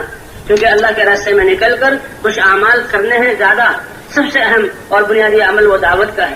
چاہے آپس میں دو پرانے ہوں پھر بھی قربانی اور صفات بڑھنے میں اور وقت کے دینے میں ایک دوسرے کو ترغیب اور دعوت دینا، یہ دعوت بہت طاقتور عمل ہے. اسی دعوت سے دنیا کا باطل ختم ہوتا ہے. یہ مؤذن جب اذان دیتا ہے تو یہ اذان دعوت تامہ ہے. یہ شیطان جو انسانوں کو گمراہ کرتا ہے، جہاں تک اذان کی آواز گونج رہی ہے فضاؤں میں، شیطان ٹھہر نہیں سکتا. اس لیے فرماتے ہیں دنیا کا باطل ختم کرنا چاہتے ہیں تو پوری امت مسلمہ دعوت پر کھڑی ہو جائے تو اللہ باطل کو ختم فرما دیں گے. تو سب سے پہلے دعوت ہے، اجتماعی دعوت میں لگنا ہے، انفرادی دعوت میں لگنا ہے، اس کو زیادہ کرنا ہے. دوسرا جو ہے تعلیم و تعلم ہے کہ اللہ نے اپنا دین اتارا، ساری زندگی اللہ کے احکام سے ہماری آباد ہے، ان کو سیکھنا اور سکھانا اس میں لگنا ہے. اور تیسرا عبادات، احکام میں سب سے بڑی اہم عبادت نماز ہے. جیسے دعوت سے ایمان بڑھتا ہے اور ایمان کی طاقت سے انسان میں اللہ کے احکام پر چلنے کی استعداد پیدا ہوتی ہے، تو نمازوں سے بھی انسان کے جسم کا استعمال درست ہوتا ہے. ان الصلاۃ تنہی عن الفحشاء والمنکر، نمازوں کو بھی بنانا ہے کہ یہ نماز ایک ایسا، باقی جتنے بھی احکام ہیں دنیا کے سارے کام و کاج کرتے ہوئے انسان روزہ رکھتا ہے، زکوٰۃ دیتا ہے، حج کرتا ہے، نماز اللہ کو اتنی پیارا عمل ہے، یہ عبادت ہے کہ اس میں تو انسان سب کچھ، دل کو بھی فارغ کرے، دماغ کو بھی فارغ کرے، دنیا کو چھوڑ کر آئے، اللہ کے گھر میں آئے اور سارے اعضاء کو اللہ کے احکام کا پابند کر لے. اس لیے فرمایا نمازوں کو بنانا، یقیمون الصلاۃ، نمازوں کو درست کر کے سنوار کے پڑھتے ہیں. ہر ہماری نماز پچھلی نماز سے اچھی ہو، اللہ اس کی توفیق عطا فرما دے. اس لیے عبادات کو اچھا کرنا اور بھائی حضور صلی اللہ علیہ وسلم علیہ اخلاق کے ساتھ خدمت کرنا کہ اس حضور صلی اللہ علیہ وسلم کو یہ محنت دی گئی، دین دیا گیا، انسانوں کو جوڑنے کے لیے اللہ نے نرمی عطا فرمائی اور صبر کا حکم دیا. جی ہاں، نرمی عطا فرمائی، صبر کا حکم دیا، تواضع کا حکم دیا. تو ان اعمال کو زیادہ کرنا. اب یہاں سے روانہ ہوتی دو ساتھیوں کی جوڑی بن جائے. حضور صلی اللہ علیہ وسلم جب صحابہ کے لشکروں کو روانہ فرماتے تھے تو دو کی جوڑی، دو یا تین کی جوڑی، حتیٰ کہ مہاجرین انصار ان کی بھی جوڑیاں بنائی ہوئی تھی. ایک جو ہے صحابی وہ حضور کی مجلس میں رہتے تھے، ایک دنیا کے کاموں میں لگتا تھا، شام کو جمع ہو کر پھر جو سنا ہے وہ سنا دیتے تھے، اگلے دن باری بدل جاتی تھی. تو اجتماعیت میں اللہ نے خیر رکھی ہے، برکتیں رکھی. دو کی جوڑی ہو اور جماعت بھی اکٹھے ہو کر چلے اور جہاں جانا ہے وہاں کے حالات معلوم کر لیے جائیں تاکہ ابھی سے ہماری فکر اور دعائیں. اور پھر حالات معلوم کرنے کا کیا مطلب کہ جس علاقے میں ہم جا رہے ہیں وہاں والوں کی دین پر چلنے کے اعتبار سے کیا حالت ہے اور دین کی محنت کے اعتبار سے ان کی کیا حالت ہے. اس حالت کے بقدر اپنی سوچ کو دین کے لیے لگانا. انسان اپنے جسم کی جس صلاحیت کو دین کے لیے لگاتا ہے اللہ اس میں برکتیں عطا فرماتے ہیں. جب ہماری فکر دین کے لیے استعمال ہوگی تو اللہ راہیں کھولیں گے، اللہ جہاں سجھائیں گے کہ کیا کرنا ہے. اسی لیے مشورہ ہے. تو اس لیے وہاں کے حالات معلوم کر لیے جائے اور یہیں سے اس کے لیے دعا اور سوچ، اے اللہ تیرے نبی کی یہ امت، ہمارے مسلمان یہ بھائی، یہ کیسے دین پر چلنے والے بن جائیں، کیسے دین کی محنت کے لیے نکلنے والے بن جائیں، جان و مال کو لگانے والے بن جائیں. اور بھائی دو ساتھی خدمت کے لیے بھی مقرر کیے جائیں. اس لیے کہتے ہیں ذمہ دار ساتھیوں سے ایک طرف کا خرچہ اور ایک دو دن کے جہاں کھانے کے پیسے وہ جمع کر لیے جائیں اور 2-3 ساتھیوں کے پاس تقسیم کیے جائیں، ایک ساتھی کے پاس نہ رکھا جائے. اور پھر یہاں سے جانے کا وقت ہو تو ہماری تیاری تو پہلے سے ہو اور پھر یہاں سے 2 ساتھی ہو کر ہم چلیں. بس اسٹاپ پر پہنچے ہیں اور اسٹیشن پر پہنچے ہیں، گاڑی کا انتظار ہے تو وہ ایسا 2 ساتھی مل کر وہاں جو لوگ آئے ہوئے انتظار میں بیٹھے ہوئے، یہ تو اللہ نے یعنی ہم تبلیغ والے تو پھر مسلمان کا وقت ہمیں مل جائے، یہ ایک اللہ کی طرف سے نعمت، ان کی قدر کریں گے تو اللہ پھر علاقوں میں ہم سے کام لیں گے. اس لیے 2 ساتھ جمع کر کے بیان کرنا یہ مزاج نہیں ہے. وہ تو اب پورے دن تھکنا اور پھر شام کو بیان کے لیے اللہ رسول کی بات سنانا، لیکن اڈوں پر اور جہاں گاڑی میں جمع کر کے بیان یہ نہیں. 2 ساتھی ہوں اور جو ہے وہ دعوت ایک مسلمان کے پاس جائیں اور دعوت دیں، گاڑی کے آنے سے پہلے، بس کے آنے سے پہلے. اور اجتماعی سامان جو ہے اس کا بھی ہر ایک اپنے ساتھ جو ضرورت کا سامان ہے ساتھ لے کر جائے تاکہ وہاں جا کر خرید و فروخت نہ کرنی پڑے. وہاں جا کر لوگوں کے پاس جو کچھ ہے ہماری نظر اس کی طرف نہ جائے، اپنا پورا انتظام کر کے جائیں اور دل میں استغنا ہو جو کچھ ان کے پاس. تو پھر پہلے وہاں دعوت چلائیں اور پھر ہمارا ہر سفر، ہماری جو حفاظت ہوگی وہ سنتوں کو اختیار کرنے سے، سنت زندگی میں نفس کے شر سے اور شیطان کے شر سے ہماری حفاظت ہوگی. اور جتنا ہمارا ہر عمل سنت کے مطابق ہوگا اس سے ہماری تربیت بھی ہوگی اور اللہ تعالیٰ ہمارے ذریعے سے امت کو بھی فائدہ دیں گے. اس لیے راستے کے دائیں طرف چلنا ذکر کرتے ہوئے چلنا، نظروں کی حفاظت کرنی ہے، نظروں کی حفاظت کہ ہم تو اپنے دلوں کو اور اللہ تو ساری امت مسلمہ کے دلوں کو اللہ کی طرف متوجہ کرنے آئے ہیں۔ یہ نظر تو شیطانوں کے تیروں میں سے ایک تیر ہے، حلال چیزیں اچھی چیزیں یہ دیکھے گا، اس کا خیال آ جائے گا اور پھر وہ خیال نمازوں میں بھی ہمیں نہیں چھوڑے گا۔ اس لیے کہتے ہیں حرام سے تو اپنی نظروں کو بچانا ہے، لیکن حلال سے بھی بچانا ہے تاکہ ان کا اثر ہمارے دل میں نہ آ جائے۔ اچھی گاڑی گزری تو اسی کو دیکھنے میں لگ گئے، اچھے مکان سے گزرے تو اسی کی اچھائی میں مگن ہو گئے، یہ تو دنیا ہے۔ تو نظروں کی حفاظت کرتے ہوئے چلنا، سوار ہونا وہ بھی آداب کے ساتھ۔ دو ساتھی خدمت کے لیے وہ بس والوں سے بات کریں اور ان سے بھی یہ کہیں کہ بھئی ہم تو اللہ کے راستے میں نکلے ہیں، نماز کے لیے ایسی جگہ روکنا جہاں پر جو ہے وہ پانی وغیرہ کی ضروریات موجود ہوں، تاکہ وہ ساتھیوں کو استنجا وضو کی ضرورت ہو تو وہ استنجا وضو کر کے نماز جماعت سے پڑھ لیں۔ اور گاڑی میں بھی جو ہے اگر گاڑی کہیں رکتی ہے، نظام الاوقات معلوم ہے، باوضو ہم پہلے سے مسلمان، یہ وضو تو مسلمان کا ہتھیار ہے، وہ تو ہر وقت باوضو رہتا ہے، لیکن آدار بھی رکھے ہیں تو بھائی وضو کر کے جہاں اگر گاڑی کہیں رکتی ہے تو باجماعت نماز ادا کی جائے، ورنہ گاڑی کے ڈبوں میں ایسی جگہ کہ جہاں 2-3 ساتھی کھڑے ہو سکتے ہیں، 3 کی جماعت کے ساتھ نماز پڑھنا۔ اور بھائی وقت یہاں بہت قیمتی ہے، بس کہیں رکی ہے تو یہ نہیں کہ اب انہوں نے 10 منٹ کے لیے روکا ہے۔ اکثر بات تو یہ ہے کہ ہماری دعوت ایسے چلے اور کنڈکٹر اور جو ڈرائیور ہے اس کو بھی دعوت دیں کہ وہ بھی ہمارے ساتھ نماز میں شامل ہو جائے، لیکن اس کا وقت، اس کا مطلب یہ نہیں کہ ہمارا وقت زیادہ خرچ ہو۔ سب کا وضو ہے تو فوراً اذان دیں، نماز پڑھیں، وضو نہیں ہے تو استنجا وضو کر کے جلدی سے نماز کے لیے جمع ہو جائیں اور باجماعت نماز پڑھ کر پھر سفر میں روانہ ہو جائیں۔ گاڑی رکتی ہے، جو ٹکٹ لیے ہیں ایک ساتھی کو اس کا ٹکٹ دیا جائے، جس درجے کا ٹکٹ لیے اسی درجے میں ہم سوار ہوں۔ گاڑی جو رکے تو پہلے اترنے والے مسافروں کو آرام سے اترنے دیں، ان کا سامان پکڑ لیں، ان کو سہارا دے دیں، بچے کو گود میں دے کر اتار دیں اور پھر اطمینان سے جو ہمارا درجہ ہے اس میں سوار۔ اور بھئی یہ اعمال ادا کرنے کے ہیں سفر میں بھی، اس لیے ہم عام لوگوں سے مل جل کر بیٹھیں تاکہ راستے میں دعوت دینے کا موقع ملے۔ لمبا سفر ہو تو آپس میں سیکھنا سکھانا اور تعلیم کا حلقہ بھی لگ جائے، اور نمازوں کے اوقات آئیں ہم نماز بھی پڑھ سکیں، اور وہی ذکر کرتے ہوئے ہم نے جانا ہے۔ لوگوں سے مل جل کر بیٹھیں گے تو سب سے پہلا امر، سب سے بڑا امر دعوت ہے۔ اللہ نے دعوت کے آداب قرآن میں بیان کی۔ اللہ اپنے نبی کو فرما رہے ہیں ادعو الی سبیل ربک بالحکمت والموعظۃ الحسنہ، آپ اپنے رب کے راستے دین کی طرف بلائیے حکمت کے ساتھ۔ حکمت ایک ملکہ ہے کہ جس کو ہم دعوت دے رہے ہیں اس کا مزاج کیا ہے، نرمی برداشت کرتا ہے یا سختی سے بات کو سمجھتا ہے، دین میں کس سطح پر ہے تاکہ آگے کی دعوت دی جائے، کتنی اس میں استعداد ہے۔ یہ دعوت دیتے دیتے اللہ یہ ملکہ ہمیں عطا فرما دیں گے۔ اور کسی کو سمجھانے کے 2 طریقے ہوتے ہیں، ایک سختی اور برے الفاظ کے ساتھ اور ایک اچھے الفاظ کے ساتھ۔ والموعظۃ الحسنہ، ایسے نصیحت کیجیے جو دل میں اثر کرے اور اچھے طریقے پر۔ اس لیے ہر مسلمان جس سے ملاقات ہو وہ ہم یعنی سمجھ جائے کہ اس میرے بھائی نے تو مجھے بہت بڑے ذمہ داری کی طرف متوجہ کیا۔ کسی دعوت دینے میں حکمت میں سے یہ ہے تھوڑا سا تعارف ہو جائے، تعارف ہونے میں بھی ہونے میں ہی پتہ لگ جائے گا کہ یہ کس استعداد کا اور کتنا وقت ہے اس کا، اس وقت میں اس کو جو ہے دعوت ہم پوری کر لیں۔ اللہ نے یہ دعوت اتنا بڑا طاقتور امر ہے، یہ اس کا اعجاز ہے کہ ہمارا اعلان کرنے والا چند سیکنڈوں میں اپنی بات کو پورا کر لیتا ہے۔ اور بھائیوں، میری اور آپ کی اور سارے دنیا کے انسانوں کی کامیابی کے لیے اللہ نے اپنا مبارک دین مرحمت فرمایا۔ دین زندگی گزارنے کا وہ طریقہ جو اللہ نے اتارا، نبی لے کر آئے۔ اب یہ دین ہماری زندگیوں میں کیسے آ جائے تاکہ ہم کامیاب ہو جائیں، اس کے لیے نبیوں والی محنت ہے، یہ راستہ ہے۔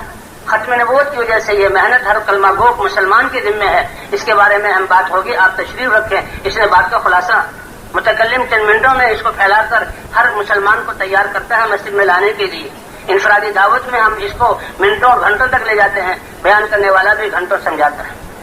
تو کتنا وقت ہے، اسی وقت میں اس کو جو ہے سمجھانے کی کوشش کریں۔ اور بھائی جان اور مال اپنا، ہم تو لوگوں کا اکرام کریں، لیکن لوگوں کے پاس جو کچھ ہے نہ ہمارے دل میں ہو، اگر وہ دے بھی تو پھر احتیاطاً معذرت کر دی جائے، اس کی ہم کسی چیز کو لیا نہ جائے۔ اگر وہ کہے کہ میں تمہارے ساتھ چلتا ہوں تو یہ سمجھایا جائے کہ اس کام کی تو ایک ترتیب ہے۔ اللہ کا شکر ہے آپ نے کام کو سمجھا، نیت کی، تو اپنے علاقے میں اپنی مسجد والوں کے ساتھ جڑیں، 5 نمازیں جماعت کے ساتھ پڑھیں، تعلیم میں وہاں بیٹھیں، ملاقاتوں اور گشتوں میں جائیں اور علاقے سے جماعت بنا کر پھر اللہ کے راستے میں نکلیں۔ اترنے سے پہلے یہ ہماری دعوت پوری ہو چکی ہے. تو اس طرح آج جو ہے سفر بھی ہمارا آداب کے ساتھ جتنا سنت کے مطابق ہوگا ہمارے یعنی نفس کے شر سے اور شیطان کے شر سے ہماری حفاظت ہوگی. اور جن علاقوں میں ہم جب گئے بس سے جہاں اترے، اب بستی میں داخل ہونا ہے، اسٹیشن سے جماعت اتری، اب اللہ کے راستے میں گئے، سردی گرمی سفر کی تھکاوٹ اور بھوک یا کھانے پینے کا ضروریات کا آگے پیچھے ہونا، یہ اللہ کے راستے کے ایسے تحفے ہیں کہ اس پر اللہ اپنی رضا اور ہدایت کے فیصلے فرماتے ہیں. شیطان بھی اس وقت حملہ کرتا ہے، اس لیے بھائی سارے ساتھیوں کو جمع کر کے سب کی حوصلے اور ہمت بڑھائی جائے کہ دیکھو دنیا کے بھی لوگ کتنے سفر کر رہے ہیں، ہم سے زیادہ، ہم سے پہلے سوار تھے اور ہمارے ہم سے زیادہ سفر طے کریں گے اور ہم سے زیادہ مشقتیں برداشت کر رہے ہیں. حالانکہ دنیا کی قیمت اللہ کے ہاں کچھ بھی نہیں. اللہ نے اپنے راستے میں نکلنے کی توفیق عطا فرمائی. اللہ کے راستے میں نکلنے کہ اللہ کے وہ تو ایمان والے کی بھوک اور پیاس کا ایک ایک لمحہ اور تھکن اور جو ہے رنج اور غم کا اس کو ایک ایک نیکی بنا کر لکھ دیا جاتا ہے، اور اللہ کے راستے میں نکل کر تو ان کا اجر لاکھوں اور کروڑوں گنا بڑھا دیا جاتا ہے. تو یہ اللہ کے راستے کی تھکن ہے. اور وہ سب ساتھیوں کو جمع کر کے تھوڑی ان کی حوصلہ افزائی ہو جائے اور نیت کی تازگی ہو جائے کہ ہم جو اللہ کے راستے میں نکلے ہیں کس لیے کہ اللہ ہمیں اپنے دین پر چلنا آسان کر دے، ہم دین پر چلنے والے بن جائیں اور جس بستی میں جا رہے ہیں وہاں کا ایک ایک فرد پورے دین پر چلنے والا بن جائے اور حضور کی محنت کو حضور کے طریقے پر کرنے والا بن جائے. بس سے اترے ہیں تو ساتھیوں کو ذرا تقاضے ہیں اس کی اجازت دے دی جائے، پھر ساتھیوں کو جمع کر لیا جائے اور جو آس پاس کے لوگ ہیں ان کو دعوت دعا کے عنوان پر جمع کر لیا جائے.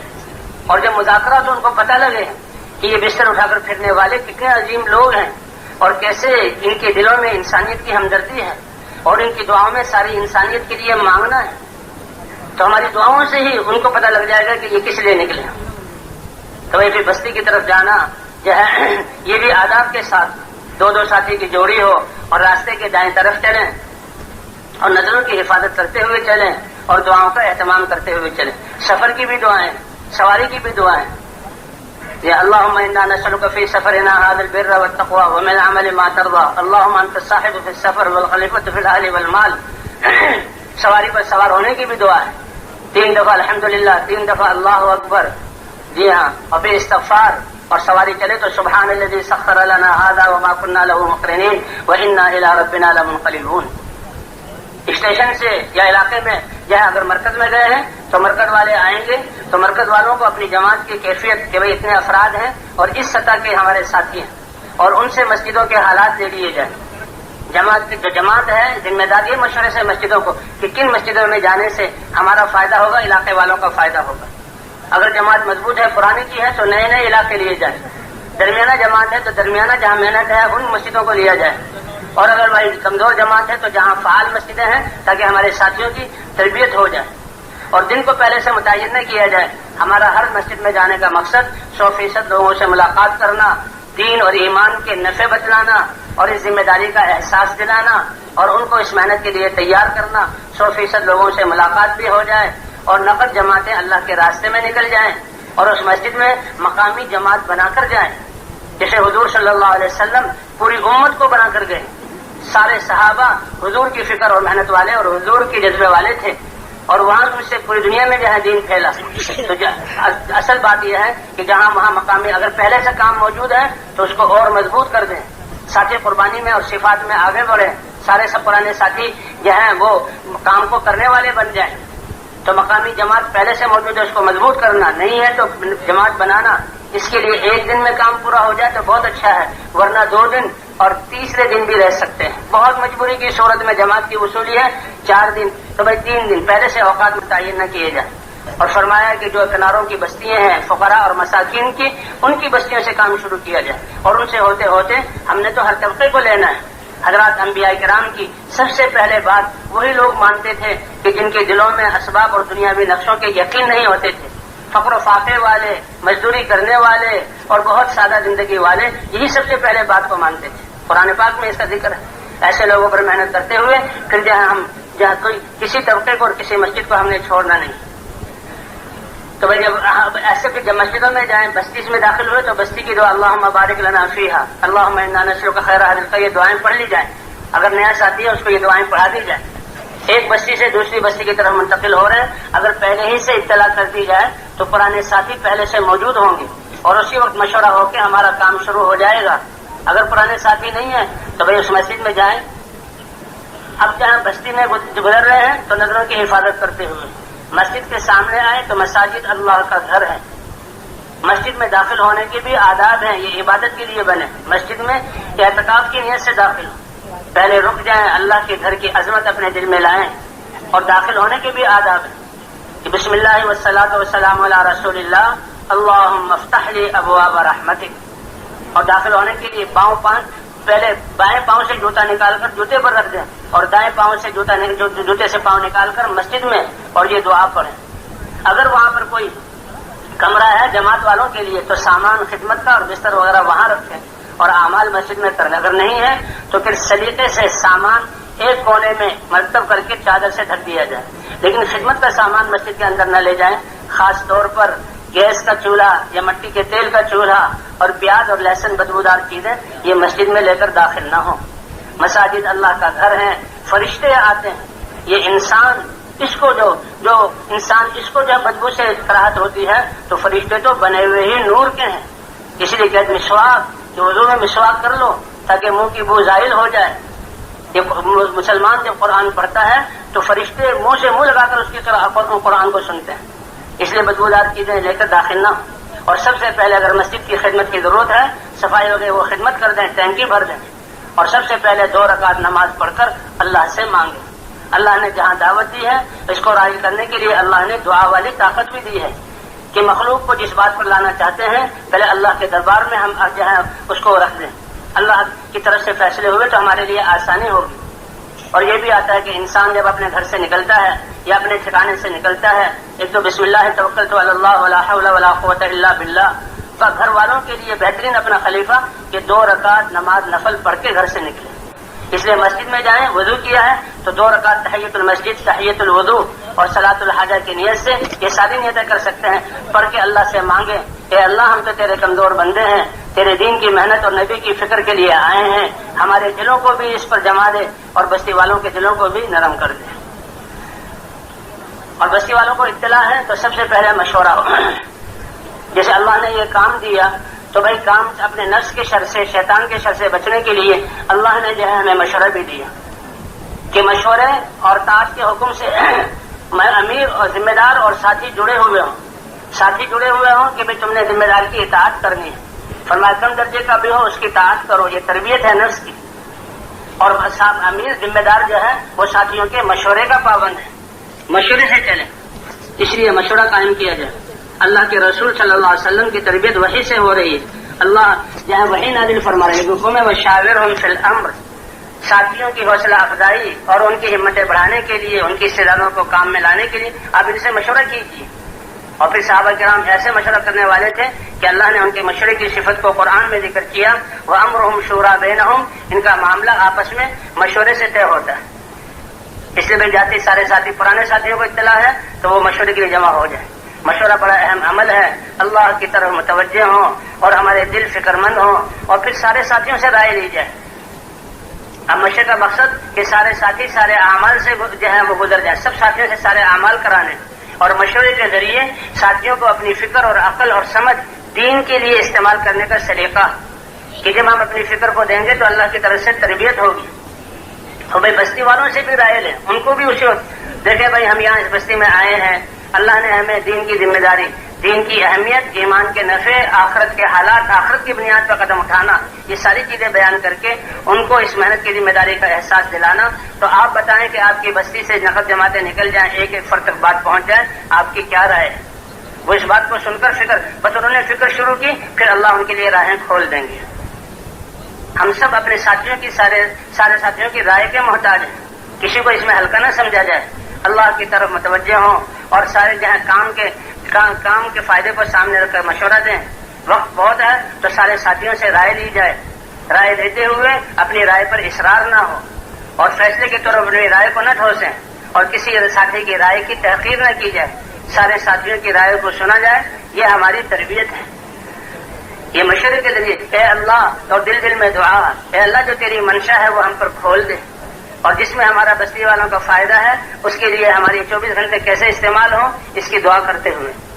اب سارے ساتھیوں نے مشورہ کے بعد سب سے پہلے بھائی جب یہاں بستی میں پھیل جانا ہے اور دعوت دو ساتھیوں کی جوڑی ہو، 2 ساتھی مسجد میں رہ جائیں کہ آنے والوں کو سنبھالیں، اور 2 ساتھی خدمت کے لیے لگ جائیں، اور باقی جوڑیاں بن کر کسی فرد پر ہم نے 100% ملاقاتیں کرنی ہے۔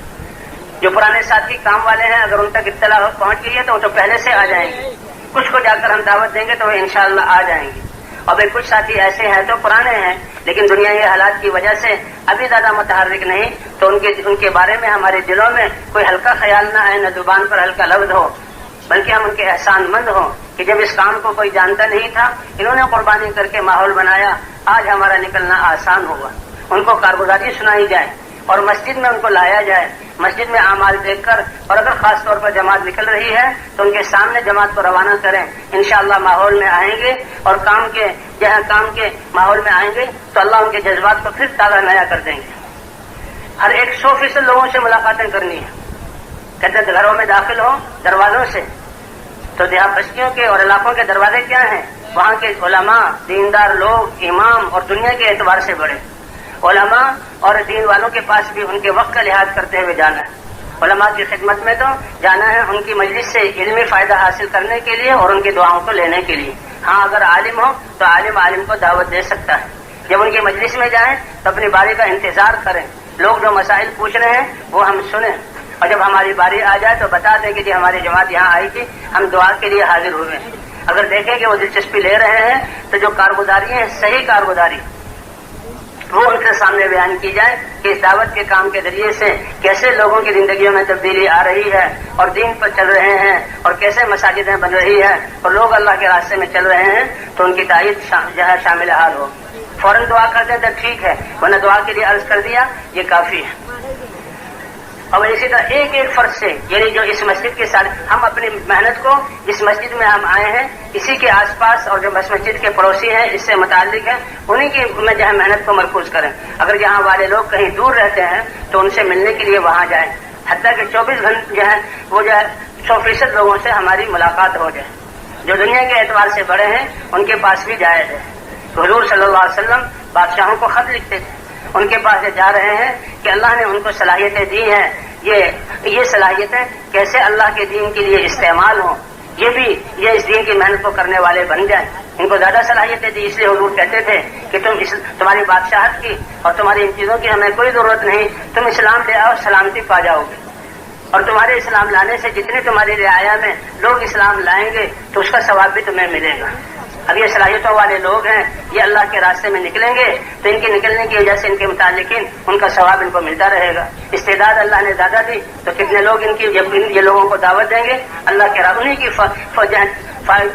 منفعت کو سامنے رکھتے ہوئے ان کے پاس جایا جائے۔ لیکن بھئی ایسے لوگوں کی ملاقات کے لیے ہم منجھے ہوئے ساتھی بھیجیں، ایسے کہ جن کے دعوت دیتے جن کے سامنے سونا اور مٹی برابر ہے اور دنیا کی چیزوں کی کوئی حیثیت نہیں، تاکہ ان کی چیزوں کا اثر لے کر نہ آئیں۔ ہماری دعوت تو ساری چیزوں کا تاثر نکال کر اللہ کے عمل کے تاثر کو دل میں داخل کرنا کہ کرنے والی ذات اللہ کی ہے، کامیابی اللہ کے خزانوں سے ملے گی، اور کامیابی کا راستہ اللہ کا مبارک دین ہے، اللہ کے مبارک احکام ہے، اور دین زندہ ہوتا ہے نبیوں کی محنت سے، ختم نبوت کی وجہ سے ہر ایک کی ذمہ داری ہے۔ تو بھائی 2.5-3 گھنٹے ہمارے گشت ہو، ظہر کے بعد بھی اگر موقع ہو تو گشتوں میں، جی ہاں دعوت میں ہمارا وقت گزرے، اسی سے سب سے زیادہ یعنی دعوت سے انسان کی اپنی تربیت ہوتی ہے۔ تو گشت کر کے جب تھک جائیں پھر اب مسجد میں آئیں۔ اب جو دعوت دے رہے ہیں کہ کام تو اللہ کے امر سے بنتے ہیں، اللہ بناتے ہیں کاموں کو، اور ضابطہ اللہ کے پیار مبارک دین کو، اللہ کے احکام کو نبی کے طریقے پر پورا کرنا ہے۔ ابھی جو ہم دعوت دے رہے ہیں اس کی تقویت کے لیے، اور ساتھ ہی گشت کر کے تھک کر آئے ہیں، اب تعلیم و تعلم بنیاد فضائل کی تعلیم ہے۔ یہ فضائل اللہ کے وعدے ہیں کہ ہمارے مسائل کا حل، دنیا آخرت کی راحتیں اور کامیابیاں، عزت ملنے کا راستہ اللہ کا دین ہے۔ ایمان کتنی بڑی دولت ہے، کتنا بڑا سرمایہ ہے کہ جیسے انسان اللہ کی ذات کے ساتھ یقین رکھے گا، اللہ اس کے مطابق عمل کریں جو ہے اس کے ساتھ معاملہ فرمائیں گے، اور یہ ایسا سرمایہ ہے جو ہر وقت انسان کے ساتھ ہے۔ اب ابراہیم علیہ السلام کو آگ میں ڈالا جا رہا ہے، اب منظر کتنا ہیبتناک ہے ایک پوری وادی آگ سے بھڑکی ہوئی، ابراہیم علیہ السلام کو منجنیق میں بٹھایا ہوا، نمرود جیسا جابر بادشاہ اور اس کی فوجیں اور پوری قوم، ابراہیم علیہ السلام الگ، لیکن اللہ کی ذات پر یقین ہے، اطمینان ہے کہ ہوگا وہ جو اللہ چاہیں گے۔ اور حسبی اللہ نعم الوکیل، فرشتے بھی آئے، کہا اگر اللہ نے تمہیں حکم دیا ہے تو تم اللہ کی طاعت کے مکلف ہو، وہ پورا کرو، میں نہیں کہتا، جب اللہ نے حکم دیا اب میرا معاملہ مجھ پر چھوڑ دو، میرے لیے اللہ کافی ہے۔ پھر اللہ نے کیسے اس یقین کی بنیاد پر کہ آگ کو آگ ہوتے ہوئے جلانے والا ہوتے ہوئے اللہ نے ابراہیم علیہ السلام کے لیے اس کو ٹھنڈا کر دیا، راحت والا کر دیا، ٹھنڈی ہو سلامتی والی۔ ایک روایت میں آتا ہے آپ کی جو اہلیہ تھی وہ بھی اس کلمے کو پڑھ کر داخل ہو گئی، اور نمرود کی بیٹی لکھا ہوا پچھلے دور میں، اس نے بھی اس کلمے کو پڑھا، اس کو آگ نے نہیں جلایا۔ نمرود اور اس کی فوجیں وہ تو پریشان ہو گئی اور کہنے لگی تم تو بالکل برباد اور جو ہے ناکام ہو گئے، تمہاری اسکیم فیل ہو گئی۔ اور ابراہیم علیہ السلام تو آگ میں 40 دن گزرے، فرمایا سب سے بہترین دن میرے اور راحت والے وہ جو آگ میں گزارے۔ اور پھر نمرود نے ہاتھ جوڑے کہ نکل جاؤ ہمارے اس ملک سے، تمہاری وجہ سے ہمارے یہ قوم عوام میرے ہاتھ سے نکل جائے گی۔ تو ابراہیم علیہ السلام نے جو ہے وہ فلسطین کی طرف ہجرت کی۔ تو اس لیے بھائی یہ یقین کی دولت، تو یہ فضائل کی تعلیم کے جو ہم کہہ رہے ہیں کہ اللہ کام بناتے ہیں ایمان اور یقین سے اور اعمال سے، اور اعمال میں سب سے بڑا نماز، تو یہ فضائل کی تعلیم۔ فضائل کی تعلیم میں 3 عمل ہیں اللہ کے راستے میں نکلے۔ سب سے پہلے تجوید ہے۔ تجوید کا مقصد کہ قرآن پاک کا پڑھنا ہمارا صحیح ہو جائے۔ جب قرآن پاک کا پڑھنا صحیح ہوگا تو نماز صحیح ہوگی، اور نماز صحیح ہو گئی تو پوری زندگی کے اعمال ٹھیک ہو جائیں گے، کہ کیونکہ نماز میں سارا جسم کے اعضاء اللہ کے حکم کے پابند ہوتے ہیں۔ تو انسان کے جسم کا استعمال چاہے وہ تجارت میں ہو، چاہے وہ زراعت کے شعبے میں ہو، چاہے وہ قضاء کے تخت پر بیٹھا ہوا ہو، چاہے بادشاہی تخت پر بیٹھا ہوا ہو، نماز درست ہے تو اس کے جسم کا استعمال سارے شعبوں میں صحیح ہوگا۔ تو نماز صحیح ہو، اور نماز کے ذریعے سے 2 رکعت بنی ہوئی نماز پر اللہ اس کی دعاؤں پر، نمازوں پر وہ کریں گے ساری حکومتیں، فوجیں، ہتھیار اور ساری دنیا کے اسباب مل کر جو نہیں کر سکتے، مسلمان کی 2 رکعت نماز پر اللہ وہ کر کے دکھلائیں گے۔ پہلے بھی کیا، اور حضور صلی اللہ علیہ وسلم کے زمانے میں بھی، آج بھی اللہ کا وعدہ ہے وَاسْتَعِينُوا بِالصَّبْرِ وَالصَّلَاةِ، کہ اللہ کی مدد چاہتے تو اس کا راستہ اللہ کے دین پر چلنے کی مشقت پر صبر کرنا، پریشانیوں ناگواریوں کو جھیلنا، اور نماز کے ذریعے سے۔ اس لیے نماز بن جائے تو ہماری سب سے پہلے تجوید ٹھیک ہو۔ اگر ساتھیوں کے حالات معلوم نہیں ہے تو پہلے دن ایک ہی حلقہ لگا لیا جائے، پتہ لگ جائے کتنے ساتھی اچھا پڑھنے والے ہیں اور کتنے ساتھیوں کی قراءت میں کمزوری ہے، تو 2 کی جوڑی، کتنے پڑھنے والے ہیں اتنے ہی حلقے لگے۔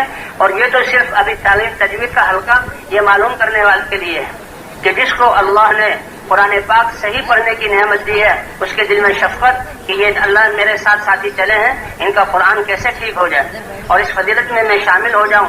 تم میں سے سب سے پسندیدہ بہترین وہ شخص ہے جو قرآن کو سیکھے اور سکھائے۔ اور بھائی جس کو اپنی کمزوری کا احساس ہو، اللہ کے راستے میں نکل کر اس کو یہ فکر پیدا ہو جائے کم از کم سورہ فاتحہ اور 10 صورتیں تو یاد کر لیں۔ اور یہ کوئی نصاب نہیں ہے، اگر 10 صورتیں اچھی ہو گئی، تجوید اچھی ہو گئی تو بڑی بڑی صورتوں کو یاد کیا جائے۔ قرآن پاک کو ناظرہ پڑھنا، قرآن پاک کو دیکھ کر پڑھنا آ جائے، روزانہ ہم 1 پارے کی تلاوت کریں، تہجد میں بڑی بڑی صورتیں پڑھیں۔ تو بھائی تجوید اس لیے ہے قرآن کا پڑھنا صحیح ہو جائے، اور قرآن کا پڑھنا صحیح ہو جائے تو ہماری نماز درست ہو جائے، اور نماز درست ہوگی تو زندگی ساری جو ہے درست ہو جائے گی۔ اس لیے سب سے پہلے تجوید ہے۔ تجوید کے بعد جو ہماری فضائل اعمال کی کتاب ہے، فضائل اعمال کے جو حصوں میں سے ہر حصے سے پڑھنا ہے۔ فضائل قرآن ہے، فضائل نماز ہے، فضائل ذکر ہے، فضائل تبلیغ ہے، مسلمانوں کی موجودہ پستی کا واحد علاج ہے، اور فضائل صدقات کے 2 حصے ہیں، پہلا اور دوسرا، دونوں حصوں سے پڑھا جائے۔ ابھی رمضان آنے والا ہے تو فضائل رمضان میں سے بھی، اور جب حج کا موسم ہو تو حج میں سے۔ تو یہ تعلیم کا حلقہ اس کا مقصد ہے کہ اللہ کے وعدوں کو سن کر اللہ کے وعدوں کا یقین آ جائے، اور ان کامیابیوں کو حاصل کرنے کے لیے ہماری دوڑ اعمال کی طرف لگ جائے، اللہ کے امر سے ہم اثر لینے والے بن جائیں۔ اللہ کے جو وعدے آیات کی صورت میں، اللہ کے وعدے احادیث کی صورت میں، ان میں نور ہے، اور یہ نور ہمارے دلوں میں آ جائے۔ جیسے ظاہری چیزوں کے دیکھنے میں ایک سورج کی روشنی ہے، رات کو اندھیرے میں بجلی چلی جائے کچھ نظر نہیں آتا، دوسرے انسان کی اپنی آنکھ کی روشنی ہے، دونوں روشنی ہوں تو ہر چیز نظر آ رہی ہے، اور پتہ لگ رہا ہے نفع یہ دوست ہے، یہ دشمن ہے، یہ نفع دینے والی چیز نقصان۔ تو اسی طرح دین کی سمجھنے کے لیے ایک قرآن کی روشنی ہے اور ایک ایمان کی روشنی ہے، دل میں یقین کی روشنی ہے، اعمال کی روشنی ہے۔ تو اس لیے بھائی یہ جو ہے کیا کہتے ہیں ان ساری کتابوں، اس لیے تعلیم کس لیے کہ اللہ کے وعدوں کا یقین آ جائے اور ہمیں اعمال کا شوق پیدا ہو جائے، اللہ کے امر سے ہمارے دل اثر لینے والے بن جائیں، دلوں میں ہدایت کا نور آ جائے جس سے ہمیں اللہ کے احکام کے ماننے اور دین کی محنت کرنے میں کامیابی نظر آئے۔ اور اس کے فضائل ایسے ہیں کہ جہاں یہ مجلس لگتی ہے تو فرشتے گھیر لیتے ہیں، آسمانوں تک تانتا چلا جاتا ہے، اللہ جانتے ہوئے پوچھتے ہیں کہ میرے بندوں کے پاس سے آئے ہو کیا کر رہے تھے؟ اے اللہ وہ جنت کی طلب میں تھے، دوزخ سے وہ ڈر رہے تھے، تیری محبت میں بیٹھے ہوئے تھے، کیا ان سب چیزوں کو دیکھا ہے کہ نہیں؟ اگر دیکھ لیتے تو پھر اس سے بھی زیادہ ان چیزوں میں لگ جاتے۔ فرمائے فرشتے میں تمہیں گواہ بناتا ہوں، میں نے ان سب کو بخش دیا، اعلان کر دو کہ اس حال میں کھڑے ہو جاؤ کہ اللہ نے تمہارے گناہوں کو بخش دیا اور تمہارے گناہ نیکیوں سے بدل دیے گئے۔ فرشتہ عرض کرتا ہے کہ اس میں تو ایک شخص ایسا تھا جو اپنے کسی مقصد کے لیے آیا تھا، اس نے تو کسی سے ملنا تھا، دیکھا بیٹھے ہوئے ہیں تو بیٹھ گیا۔ فرمایا یہ اتنی پیاری قوم ہے، لا یشقی بہم جلیسہم، آج طفیلی کو بھی آج میں بخش دوں گا، آج وہ جو ہے محروم اس مجلس سے نہیں جائے گا۔ بھائی عادات کیا ہیں؟ باوضو ہو کر بیٹھے۔ مسلمان کو وضو تو ہتھیار ہے مسلمان کا۔ ایک صحابی نے کہا یا رسول اللہ فقر اور تنگی ہے کیا کروں؟ حضور نے فرمایا باوضو رہو۔ اس نے باوضو رہنا شروع کیا، آ کر خوشخبری سنائی، اے اللہ کے رسول، اللہ نے اس عمل کی برکت سے میرے فقر کو دور کر دیا۔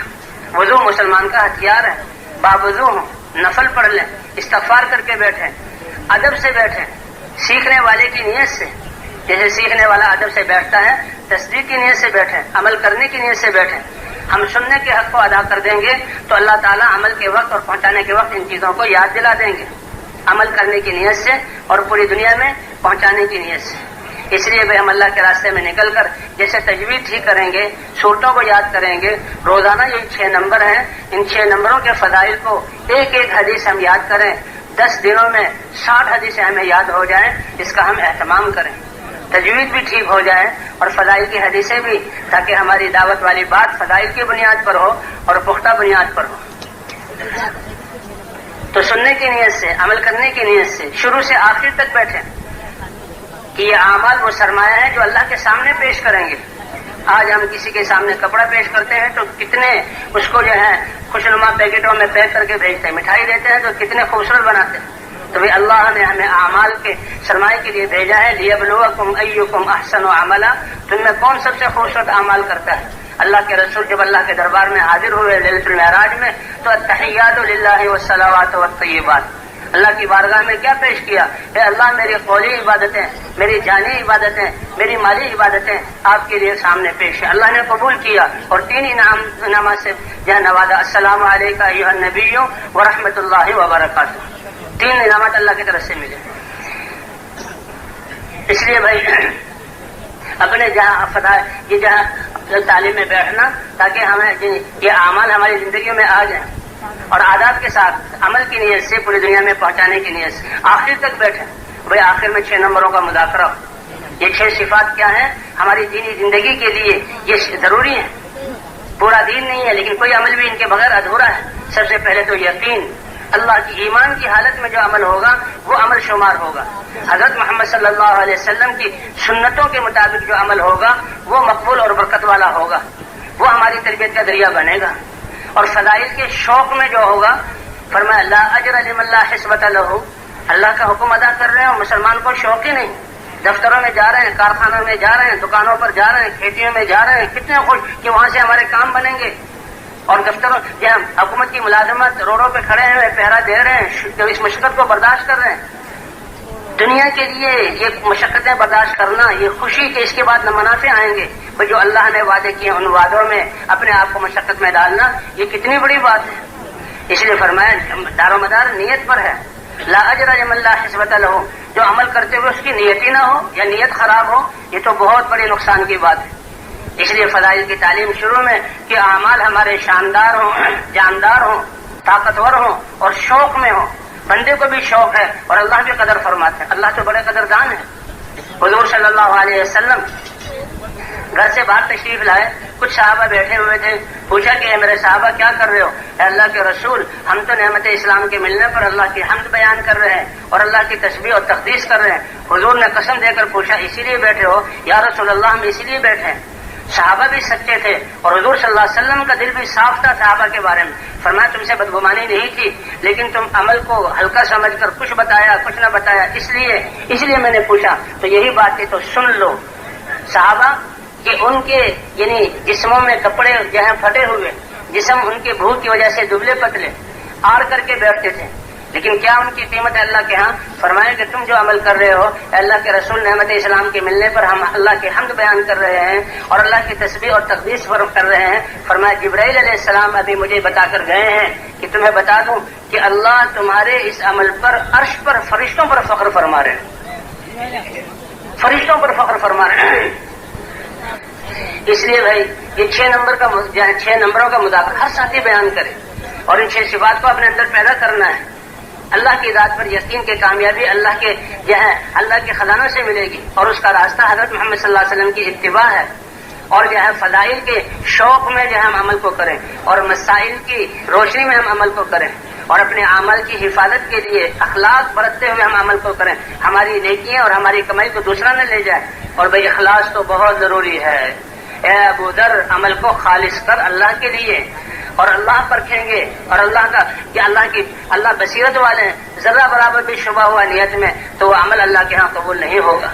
بھائی نفس کے مجاہدے کے ساتھ یہ 6 نمبر صرف بیان کرنے کے لیے نہیں سیکھ رہے، بلکہ ہمارا ہر عمل ایمان اور یقین کی بنیاد پر حضرت محمد صلی اللہ علیہ وسلم کی سنت کے مطابق فضائل کے شوق میں، مسائل کے علم کی روشنی میں اور اخلاق کے ساتھ اور اخلاص کے ساتھ اور مجاہدہ نفس کے ساتھ۔ اس لیے سب سے پہلے ہم نماز جیسی عبادت ہے کہ ان 6 نمبروں کی نماز میں ہم کوشش کریں کہ ہماری نماز اس یقین پر کہ اللہ نماز سے دنیا آخرت کی کامیابی دیں گے جیسے کہ اللہ کا وعدہ ہے، اور یہ پوری نماز شروع سے آخر تک سنت کے مطابق ہو، فضائل کے شوق میں ہو اور مسائل کے پابندی کے ساتھ ہو۔ وضو کے مسائل ہیں، پاکیزگی جہالت کے ساتھ عبادت کرنا یہ عبادت معتبر نہیں ہے، اس لیے علم جو احکام ہم سے متعلق ہیں اس کا علم حاصل کرنا ضروری ہے۔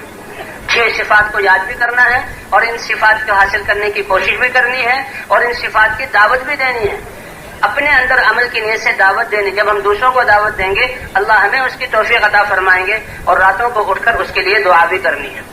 اور یہ 6 صفات سب سے پہلے نماز کے اندر، نماز 6 صفات والی ہو گئی تو تعلیم بھی ان صفات کے بغیر ہمارا عمل ادھورا ہے۔ تعلیم ہے، ملاقاتیں ہیں، گشتیں ہیں، بیان ہیں، راتوں کا اٹھنا ہے، ہر عمل ان صفات کے ساتھ، ان صفات کے بغیر عمل ادھورا ہے۔ تو یہ 6 نمبروں کا مذاکرہ ہو۔ تعلیم کے وقت میں ساری جماعت تعلیم میں موجود ہو، جب تھک کر آئیں اب بیٹھیں، پتہ لگے کہ اللہ ان مشقتوں پر کیا دیں گے۔ 2.5-3 گھنٹے کی تعلیم ہو ہماری، اس میں تجوید بھی ہو جائے اور حدیث کا سننا بھی ہو اور اسی طرح 6 نمبروں کا مذاکرہ بھی ہو۔ تعلیم کے وقت میں جہاں باقی کوئی گشت نہیں ہے، ہاں تعلیمی گشت ہے، دائیں بائیں سامنے پیچھے جو لوگ دنیا میں مشغول ہیں 2 ساتھی 15-20 منٹ کے لیے جائیں اور وہاں سے نکال کر ان کو تعلیم کے حلقے میں لے آئیں، اور اس کے بعد دوسری جماعت چلی جائے، اس کے بعد 2-3 جماعتیں اس طرح بھیج کر، اور جو بازاروں سے آدمی آئے تعلیم کرانے والا ایسا تعلیم کرے جو حدیث کو صحیح پڑھے اور اسی طرح کچھ ترغیبی جملے کہہ سکے۔ ہر حدیث اور جو فائدہ حضرت شیخ نے لکھا وہی پڑھنا، اپنی طرف سے بات زیادہ نہیں کرنی، لیکن دائرانہ انداز میں تعلیم ہو کہ بھئی یہ فائدے ہمیں کیسے حاصل ہو جائیں اور اس عمل کو ہم صحیح طریقے پر کیسے کرنے والے بن جائیں، اس کے لیے یہ مبارک محنت ہے۔ جو ساتھی آئے ہیں ان کو سنبھالا جائے اور ان کو وہ تعلیم میں بیٹھ کر وہ بھی سمجھیں کہ یہ ایک محنت اور ذمہ داری کی طرف ہمیں متوجہ کر رہے ہیں۔ اگر تعلیم کرانے والا ساتھی نیا ہے، وہ سنبھال نہیں سکتا، تو ان کو الگ لے کر ان کو مسجد میں آئے ہیں تو ان کو سمجھایا جائے۔ تعلیم کے وقت میں تعلیمی گشت ہے، ورنہ تو ہمارا یہ جو گشتوں میں ہر ایک کے پاس جا کر ان کو سمجھانا، دعوت دینا، ذمہ داری دین اور ایمان کے منافع بتلائیں اور ذمہ داری کا احساس دلائیں اور آخرت کو بیان کر کے ان کو نکلنے پر آمادہ کریں۔ تو بھی گھنٹوں گشت بھی ہو گئے، اب یہ تعلیم بھی ہو گئی۔ کھانا جو خدمت والے ہیں وہ 2 ساتھی، یہ بھی حضور کی سیرت سے ثابت ہے۔ عقبہ ابن عامر رضی اللہ عنہ فرماتے ہیں ہم 12 آدمی آئے تھے، 2 کو خدمت میں لگائے، باری باری خدمت میں لگتے تھے، اور حضور صلی اللہ علیہ وسلم بھی جب صحابہ نکلتے تو خدمتوں پر متعین کرتے اور اپنے لیے بھی خدمت متعین کرتے. ایک حدیث میں ہے وَأَنَا أَجْمَعُ لَكُمُ الْحَطَبَ، بھائی میرے ذمے بھی خدمت ہونی چاہیے. اور سب سے مشکل خدمت حضور اپنے ذمے لیتے ہیں. جانور ذبح کر رہے ہیں ایک جگہ بیٹھے ہوئے سائے میں، کھانا پکا رہے ہیں روٹی پکا رہے ہیں ایک جگہ بیٹھے ہوئے سائے میں، لیکن ایندھن جمع کرنا صحرا میں جبکہ سورج جو ہے آگ برسائے اور ریت گرم ہو جائے اور صحرا میں جو ہے ایندھن ملتا نہیں ہے، بہت چلنا پڑتا ہے. آپ فرماتے ہیں وَأَنَا أَجْمَعُ لَكُمُ الْحَطَبَ، میں تمہارے لیے ایندھن کو جمع کروں گا. اب یہ ساتھی جو دو خدمت والے ہیں میاں نہ روی نہ بہت اچھا کھانا پکائیں کہ جو بیچارے کم درجے کے لوگ گھروں میں انہیں کیسا کھانا کھایا ہی نہیں، اور نہ بالکل اتنا پھیکا اور سادہ ہو کہ جو بڑے لوگ ہیں وہ ہمارے چل نہ سکے. میاں نہ روی یہ دو ساتھی جو ہیں خدمت میں ہوں اور جو ہے آپس میں سیکھتے سکھاتے رہیں، اور جن سے سامان سودا وغیرہ لیں پھر سودا لے کر پیسے دے کر پھر یہ بھی دعوت دیں، اور اعمال میں جتنا ہو سکے یہ شریک ہونے کی کوشش کریں. جب کھانا تیار ہو جائے اور دسترخوان بچ جائے تو دو ساتھی کہیں امیر صاحب یہ بہت تھک گئے ہیں، ہم کھانا کھلا دیتے ہیں، یہ ہمارے ساتھ کھانا کھا لیں، بعد میں باقی خدمت پوری کر لیں گے. اور اگر کوئی ساتھی کھانے کی دعوت کرے، ہم تو اپنے جان اور مال کو لے کر نکلے ہیں اور ہمیں تو استغنا ہو، ہم خوشی ہو کہ ہمارا جان بھی لگ رہا ہے مال بھی لگ رہا ہے. ہاں دعوت قبول کرنے میں دیکھ لیں کہ اس کا فائدہ کس میں ہے، یہ دیکھ لیں وہ بھی پرانا ہے، گھر میں بھی ماحول بنا ہوا ہے، سعادت سمجھتے ہیں. یہ کوئی سودا بازی نہیں ہے کہ ہم دعوت جب قبول کریں گے جب کہ تم ہماری بات کو قبول کرو، وہ تو اس کو قریب کرنے کے لیے اور اللہ کے راستے میں نکالنے کے لیے. اصل تو یہی ہے کہ ہم اپنے بتائیں ان کو کہ ہم تو اپنے جان اور مال کو لے کر نکلے ہیں، لیکن دعوت قبول کرنے سے وہ قریب آ جائے گا، اس کا وقت وصول ہو جائے گا تو قبول کر لی جائے. اور اس سے بھی کہا جائے بھائی سادہ کھانا ہو اور مسجد میں لے آئیں، جماعت مسجد میں کھائیں. بھائی مسجد میں جہاں اس کی صفائی کا خاص خیال رکھنا ہے اور مسجد میں اعتکاف کی نیت سے داخل ہونا ہے. مسجد کی بجلی پنکھوں کو پانی کو بقدر ضرورت استعمال کرنا ہے، اس میں ہم نے جو ہے تو لاپرواہی نہیں کرنی، بلکہ اچھا ہے مسجد سے جاتے ہوئے اگر تھوڑا سا مسجد کی جو ہے خرچہ جو ہے اس میں ہم جماعت کی طرف سے پیسے جمع کر دیں کہ ہم نے بجلی اور جو ہے یہاں کا پانی استعمال کیا. اس طرح دو ساتھی جو ہیں وہ خدمت کے بعد بھائی ظہر کے بعد بھی جو ہے تعارفی بات ہو جائے. یہ پہلا موقع ہے آنے والوں کے ساتھ ان کو بتایا جائے کہ ہمارا جماعت میں آنا کس لیے، اور جو آئے ہیں ان کو نصرت کے لیے آمادہ کیا جائے. پھر دو ساتھی میں ان کو لے کر ساتھ گشتیں کریں، اور اس کے بعد اگر وقت ہے تو ساتھی تعلیم بھی ہو سکتی ہے، اگر پہلے تعلیم کی ہے تو بعد میں بھی تعلیم. اور اسی طرح آپس میں ساتھیوں کا مذاکرہ، اگر جو ہے ہمارے اجتماعی اعمال ہیں تو ان کا مذاکرہ تو اجتماعی طور پر ہو، اور اگر جو ہے وہ جو اجتماعی اعمال نہیں ہے، معاشرت کے آداب، کھانے کی سنتیں اور باقی چیزیں، سونے کی سنت جو ہے آداب، یہ دو ساتھی.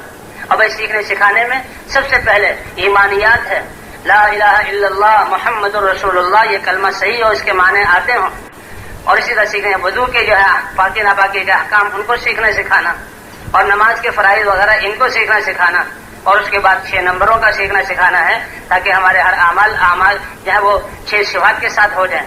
اور پھر جو ہمارے جو اعمال ہیں، انفرادی دعوت کے دینے کے آداب کیا ہیں، تعلیم کے آداب کیا ہیں، استقبال کے آداب کیا ہیں، ان سارے آداب کو سیکھنا اور سکھانا یہ بہت ضروری ہے. اور اس کے بعد بھائی جب سارے دن گشت کیا، ایک جو ہے اب عمومی گشت ہے، اس کے لیے ساتھیوں مقام کے ساتھیوں سے مشورہ کیا جائے اور پوچھا جائے کہ مسجد کے آس پاس لوگ کم ملیں گے. اگر وہ بازار کا ماحول ہے تو عصر سے پہلے گشت کر کے عصر کے بعد ان میں بیان ہو جائے، تاکہ گھروں کے جو دکانیں بند کر کے گھروں میں جانے سے پہلے ہماری ان پر محنت ملاقاتیں اور بیان ہو جائے. اگر دفتری لوگ ہیں تو وہ عصر میں آ جاتے ہیں، عصر کے بعد گشت ہو، مغرب کے بعد بیان ہو. اور اگر بھائی زمیندار ہیں کہ وہ مغرب کے وقت آتے ہیں تو مغرب کے بعد گشت ہو اور مغرب کے بعد بیان ہو، تو عشاء کے بعد بیان ہو. سب سے پہلے اپنے آپ کو تھکانا اور ایک کے پاس جانا، پورے دن تھک کر اب جو ہے ان کو بیان کے لیے جمع کرنا. بھائی عمومی گشت یہ بہت بڑی چیز ہے، یہ ریڑھ کی ہڈی کی مثل ہے، اور ہمارے سارے کام میں نبیوں کی محنت کے ساتھ عمومی گشت کو بہت زیادہ مشابہت ہے. اس لیے ہر ساتھی کی کوشش ہو کہ میں عمومی گشت میں شریک ہو جاؤں. یہ کوئی باری باری کی بات نہیں ہے، یہ تو ہم سب کے سارے اعمال ہیں. اب جس وقت گشت ہے ایک ساتھی کو ترغیب کے لیے، جو ترغیب دے وہ 6 نمبر بیان کرنے کا موقع نہیں ہے، بلکہ دین کی اہمیت اور نفع اور آخرت کی زندگی اور حضرات انبیاء کرام کی ذمہ داری کو سمجھا کر اور فضائل بتا کر لوگوں کو آمادہ کرنا، ان کو دین کی محنت پر جو ہے ابھارنا. جو تیار ہو جائے ان کو پھر آگے کر لے لیا جائے. اب ان کے لیے گشت کے آداب، ہمارا ہر عمل تو سنت اور آداب کے مطابق ہو. تو ایک ساتھی آداب بیان کرے گا، جی ہاں، گشت کے آداب چاہے وہیں بیان ہو جائے، چاہے باہر نکل کر مسجد کے جماعت بنی ہے وہاں آداب بیان ہو جائے، اور دعاؤں کا بھی ہم نے اہتمام کرنا ہے۔ تو جماعت میں 5-6 سے لے کر 7-8 تک ساتھی ہوں، 10 تک ساتھی ہوں، پرانے ساتھی زیادہ ہوں، اور جو ہے رہبر بھی مضبوط اور جو ہے سنجیدہ آدمی ہو۔ تو یہ جماعت تو اللہ کے رئیس میں ایک امیر ہوگا، ذمہ دار جو جماعت کو جوڑ کر چلے گا، فکر کرے گا۔ ایک ساتھی متکلم ہوں گے جو بات کریں گے، بات متکلم ہی کریں، اور ایک ساتھی رہبر ہوگا، رہبر بھی سنجیدہ ہو۔ دعا کر کے راستے کے دائیں طرف چلنا ہے، کھلا راستہ ہو تو 2 ساتھی چلیں، ورنہ ایک چلیں، اللہ کا ذکر کرتے ہوئے چلیں۔ ہم تو لوگوں کے دلوں کو اللہ کی طرف پھیرنے کے لیے، ہمارے دلوں میں اللہ کی یاد ہوگی تو دلوں میں جو ہے یہ اللہ کی یاد پہنچے گی۔ اگر تنگ راستہ ہو تو ایک ہو جائے۔ متکلم جب بات کرے تو پھر سارے ساتھی رک کر اب متکلم کی دعوت کو سنیں۔ گھر کا دروازہ ہے تو ایک طرف کھڑے ہوں، تاکہ جو گھر کے دروازے کی شگاف ہے یا دروازے کے کھلنے پر ہماری نظر اندر نہ جائے۔ جو بھائی باہر آ گیا وہ جب رہبر بتائے کہ بھئی یہ ہے ہمارے بھائی ہیں اور بڑی اہم بات لے کر آپ کی خدمت میں آئے ہیں، اور پھر متکلم بات کرے۔ کہ بہترین متکلم وہ ہے جو مختصر بات کر کے جو ہے فوراً تیار کر لے۔ نقد تیار کرنا یہ اصل ہے کہ اب اتنی 10-12 آدمی کی جماعت فکر کے ساتھ آئی ہے، یہ اس کو وصول کر لے۔ اور متکلم اگر نیا ہو، بات میں کوئی اٹکے تو ذمہ دار ساتھی بات جو ہے وہ بات کو سنبھال لے۔ اگر بات نہ سنبھال سکے تو متکلم کو بدل بھی سکتے ہیں۔ دکاندار ہیں، اس کو اپنے کام سے فارغ کر کے متوجہ کر کے بات کریں۔ اگر وہ متوجہ نہ ہو تو کہہ دیں وہ اچھا فارغ ہو کر مسجد میں آ جائیں۔ ایسے اس جماعت نے گشت کرنا ہے۔ مسجد میں ایک ساتھی بیٹھ کر بات کریں، اور یہ بیٹھ کر بات کرنے والے یہ 6 نمبروں کو بیان کریں، لیکن ایسے بیان کریں کہ ہر آنے والا یہ دین کی اہمیت اور آخرت کی زندگی اور ذمہ داری کو سمجھ جائے، ہر آنے والا۔ اور اتنے فضائل بیان کرے کہ مجمع کو شوق ہو جائے کہ ہم اللہ کے راستے میں نکلیں گے۔ اور اس وقت 2 ساتھی جتنے بھی ضرورت ہے استقبال کے لیے۔ استقبال والوں کا کیا کام ہے کہ جو نمازیں مسبوق ہیں اپنے ذکر اذکار میں ہیں، ان کو جو ہے ساتھی ان کو منت سماجت سے بات کی طرف بلانا، اور جو نئے ساتھی آ رہے ہیں ان کو لینا۔ سب سے پہلے یہ دیکھ رہے نماز پڑھ لی ہے تو ٹھیک، نماز نہ پڑھی ہو تو نماز کی طرف متوجہ کرنا، اور پھر ان کو بعد میں بٹھا دینا۔ 1-2 ساتھی ذکر میں ہوں۔ حضرات انبیاء کرام کی روحانیت تو ایسے کہ فرش پر ہوتے ہوئے ان کے دل عرش سے معلق تھے۔ بھئی ہم لوگ کمزور لوگ ہیں تو 2 ساتھی یا 1 ساتھی ذکر میں ہوں۔ جماعت جہاں ساتھیوں سے مل رہی ہے اور یہاں ساتھی یہ اللہ کے یہاں سامنے دعا میں لگے ہوئے، اور اتنا وقت مگش کو دیا جائے اور پھر جو ہے وقت اس کو پورا کیا جائے، واپسی ہو کہ ساتھی واپس آ کر استنجا وضو کر کے جو ہے وہ نماز میں تکبیر اولیٰ کو پا سکیں۔ جب وقت پورا ہو جائے ساتھیوں کو جمع کیا جائے اور اب احساس دلایا جائے اتنا بڑا کام، اتنا بڑا پیغام ہم جیسے کرنے والے جیسے اس کا حق پورا نہ ہو سکا، اور واقعی اس کو حقیقت سمجھیں۔ یہ سرسری بات نہیں ہے، سطحی بات نہیں ہے، حقیقت سمجھیں۔ اللہ کا پیغام، سب سے بڑا پیغام جو نبی لاتے تھے اور مسلمانوں تک پہنچانا، ہمارے جذبات، ہماری کیفیت، ہماری قربانی، تو ہم اس میں کمزور ہیں۔ استغفار کرتے واپس آئیں، اور جو ساتھی بیچ میں تیار ہو ساتھی اس کو مسجد تک لے کر آئے۔ دیکھیں موسیٰ علیہ السلام آپ کو جب نبی جو ہے یہ اللہ تعالیٰ نے ہم کلامی سے سرفراز فرمایا اور پھر یہ ذمہ داری دی تو موسیٰ علیہ السلام نے کیا دعا کی؟ رب اشرح لی صدری، اے اللہ میرے سینے کو کھول دے۔ اس لیے ہم ہر وقت یہ دعا کرتے رہیں، اے اللہ ہمارے سینوں کو کشادہ فرما، اس کام کی حقیقت ہمارے سینوں پر کھول دے۔ ویسر لی امری، یہ ذمہ داری تو بہت بڑی ہے اور بہت مشکل ہے، اے اللہ آپ ہی میرے معاملے کو آسان کر دے۔ موسیٰ علیہ السلام کی اس دعا میں ہمارے لیے تربیت اور تعلیم ہے، اے اللہ ہمارے معاملات کو آسان فرما، ہمیں اپنی بات اور اپنی ترتیب پر اعتماد اور گھمنڈ نہ ہو۔ ویسر لی امری واحلل عقدۃ من لسانی، اے اللہ مشکلات اور گھاٹیاں آئیں گی، ان سب کو جو ہے آسان فرما، اور رکاوٹوں گھاٹیوں کو آسان فرما، اور لوگ ہماری بات سمجھ لیں۔ اور کہتے ہیں کہ سب سے بڑی دعا کسی نے کسی کے لیے کی تو موسیٰ علیہ السلام نے اپنے بھائی کے لیے دعوت والے کام کی ذمہ داری اور رسالت کو مانگا، اے اللہ اس رسالت والے کام میں میرے بھائی کو میرے ساتھ شریک کر دے۔ وَأَشْرِكْهُ فِي أَمْرِي كَيْ نُسَبِّحَكَ كَثِيرًا، اے اللہ ہم تو امت ہیں اور امتی ہوتے اس زمانے کے امتی ہیں، امتی ہوتے ہوئے آپ نے یہ ذمہ داری عطا کی ہے، اے اللہ ہمارے ان بھائیوں کو ہماری اس ذمہ داری میں ہمارے ساتھ شریک کر دے۔ تو ان دعاؤں کا اہتمام کرتے ہوئے ہم جائیں۔ اور ایک ساتھی کے ذمہ بیان ہو تو جس کے ذمہ بیان ہو سارے ساتھی متفکر ہوں، یہ نہیں کہ ذمہ داری اس کی ہے، یہ تو ہمارے سارے دن کی اللہ ہمیں جو ہے ان لوگوں کے ہدایت کا، آخرت کی طرف متوجہ ہونے کا، حضور کی محنت پر قائم ہونے کا ذریعہ بنا لے۔ یہ کتنی بڑی جو ہے ہمارے لیے سعادت ہے، کتنا بڑا کھاتا ہمارے لیے کھل جائے گا۔ اے علی تیرے ذریعے سے ایک انسان کو ہدایت ملے، جتنی چیزوں پر سورج طلوع ہو رہا ہے اس کے تم مالک بن جاؤ، اس سے زیادہ نفع والی چیز ہے ایک آدمی کو ہدایت۔ اور اس سے تو کہ ہیں بستیوں کی کایا پلٹے گی اور وہ دین کی طرف متوجہ ہوں گے۔ اس لیے بہت بڑا اللہ کا یہ احسان، اس لیے دعاؤں کے ساتھ کرنا۔ ایک ساتھی کے دن میں بیان ہو، سارے ساتھی متفکر رہیں۔ جو جماعت جتنی زیادہ اختلاط کرے گی، لوگوں سے ملے گی، گھلے ملے گی، انفرادی دعوت دے گی، تو اتنے ہی زیادہ وصولی ہوگی۔ کہ وہ ڈول جو پانی میں اچھی طرح ڈوب جائے، بھر جائے، تو وہ بھرا ہوا نکلتا ہے۔ تو اس لیے بیان یہ بھی ایک اہم جو ہے ہم ذمہ داری ہے، جس کے دن میں بیان ہو وہ اللہ کی طرف متوجہ ہو، اللہ سے مانگے، اور بیان میں جو ہے وہ 6 صفات کو بیان کرے۔ ایمان اور نماز اور علم کو کھول کر بیان کرے۔ یہ استعدادی صفات ہیں۔ یقین کے بننے سے، نمازوں کے درست ہونے سے، علم کا شوق پیدا ہونے سے انسان میں دین پر چلنے کی اور دین کی محنت کرنے کی استعداد پیدا ہوتی ہے۔ اخلاق کو بھی بیان کیا جائے، اپنے کام اعمال کی اور سرمایہ کی حفاظت کے لیے اخلاص شرط ہے، اخلاص کو بیان کیا جائے، اور سب سے آخر میں یہ ذمہ داری کو سمجھایا جائے۔ اللہ کی کتنی بڑی کا احسان ہے کہ امت ہوتے ہوئے اللہ نے ہمیں نبیوں والے اور حضرت محمد صلی اللہ علیہ وسلم والی محنت کے ساتھ سرفراز فرمایا۔ اس میں ہماری اور پوری امت کی تربیت ہے، اس لیے 6 نمبروں کو بیان کیا جائے، اور مجمع کی استعداد کے مطابق بیان کرنے والا اللہ کی طرف متوجہ رہے۔ مغرب کے بعد جو اعلان ہو تو بھئی ہمارا اعلان یہ بھی بہت اہم ہے۔ اعلان کرنے والا اعتماد کے ساتھ امام کے پیچھے کھڑا ہو، آواز سب کو سنائی دے، اور ساتھی جو ہیں سنتوں میں متفرق ہو جائیں، تاکہ ساتھیوں کو جمع کرنا آسان ہو۔ ہر اجتماعی عمل سے پہلے جو نماز ہو اس میں ہم بکھر جائیں، تاکہ وہاں بستی والوں کو ہم عمل میں شریک کر سکیں۔ اور بیان خاص طور پر سارے ساتھیوں کو آگے کریں، جماعت والے پیچھے بیٹھ جائیں، اور بھائی ساتھیوں کو جو ہے جمع کرنے میں شور شرابہ اور پکڑ دھڑک کرنا ہو، بڑے سنجیدگی اور سلیقے کے ساتھ ہم ساتھیوں کو جمع کریں۔ بیان کرنے والا ان 6 نمبروں میں، اور مجمع کی استعداد، اس کے لیے وقت کوئی متعین نہیں ہے، استعداد کو بھی دیکھا جائے اور پھر مجمع کو نقد نکلنے پر آمادہ کیا جائے۔ ہماری دعوت کی بنیاد اللہ کی ذات پر یقین، ایمان بن جائے، اور دین پر چلنے میں کامیابی، اس کے منافع سامنے، اور اللہ نے ہمیں آخرت کے لیے پیدا کیا ہے، آخرت کی تیاری کا فکر ہو جائے، اور حضرت محمد صلی اللہ علیہ وسلم کی امت میں ہونے کی وجہ سے اللہ نے یہ ذمہ داری عطا فرمائی۔ اب بیان پورا ہو تو تشکیل والا بھی کھڑا ہو، اگر بستی والوں میں سے ہو تو اچھا ہے، ناموں کا سمجھنا، جگہوں کا سمجھنا یہ آسان ہوگا، اور اس وقت سارے ساتھی اللہ کی طرف متوجہ ہو جائیں۔ یہ سارے دن جو گشتیں ہوئی، سارے دن جو انوارات حاصل کیے، اور سارے دن جو اعمال ہوئے، اور اب جو عمل ہوا ہے، اس کی بنیاد پر لوگ تیار ہوں گے۔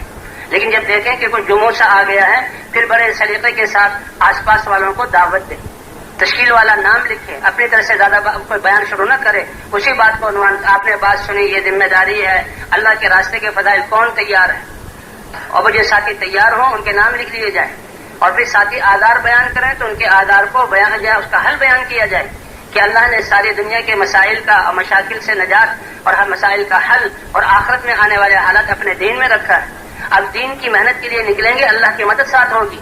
ایک یہ ہے کہ ہم ان مسائل کو جہاں حل کرنے میں ہم خود لگیں، اور ایک یہ ہے کہ اللہ کی مدد ہمارے ساتھ ہو جائے۔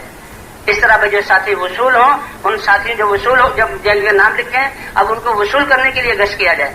اچھا تو یہ ہے کہ رات بھی کو وہ وصول ہو جائیں، اور اگر وہ رات کو وصول نہ ہو تو بھائی دن میں وصول، صبح ہدایت بیان کر کے جہاں روانہ کیے جائے، ورنہ دن میں ان کو وصول کیا جائے۔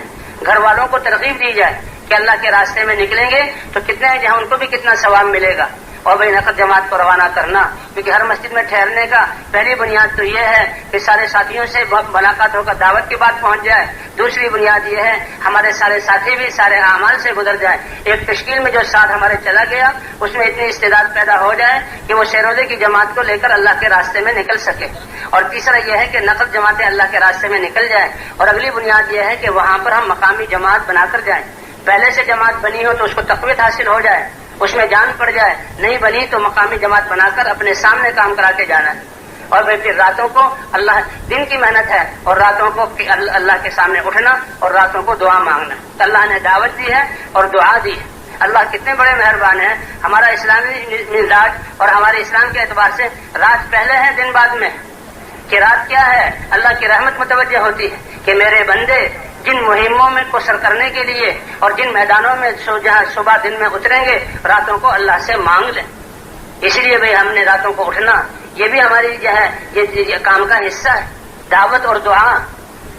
حضور صلی اللہ علیہ وسلم قم اللیل الا قلیلا شروع میں حکم تھا کہ تھوڑا سا آرام کر کے ساری رات اٹھیں.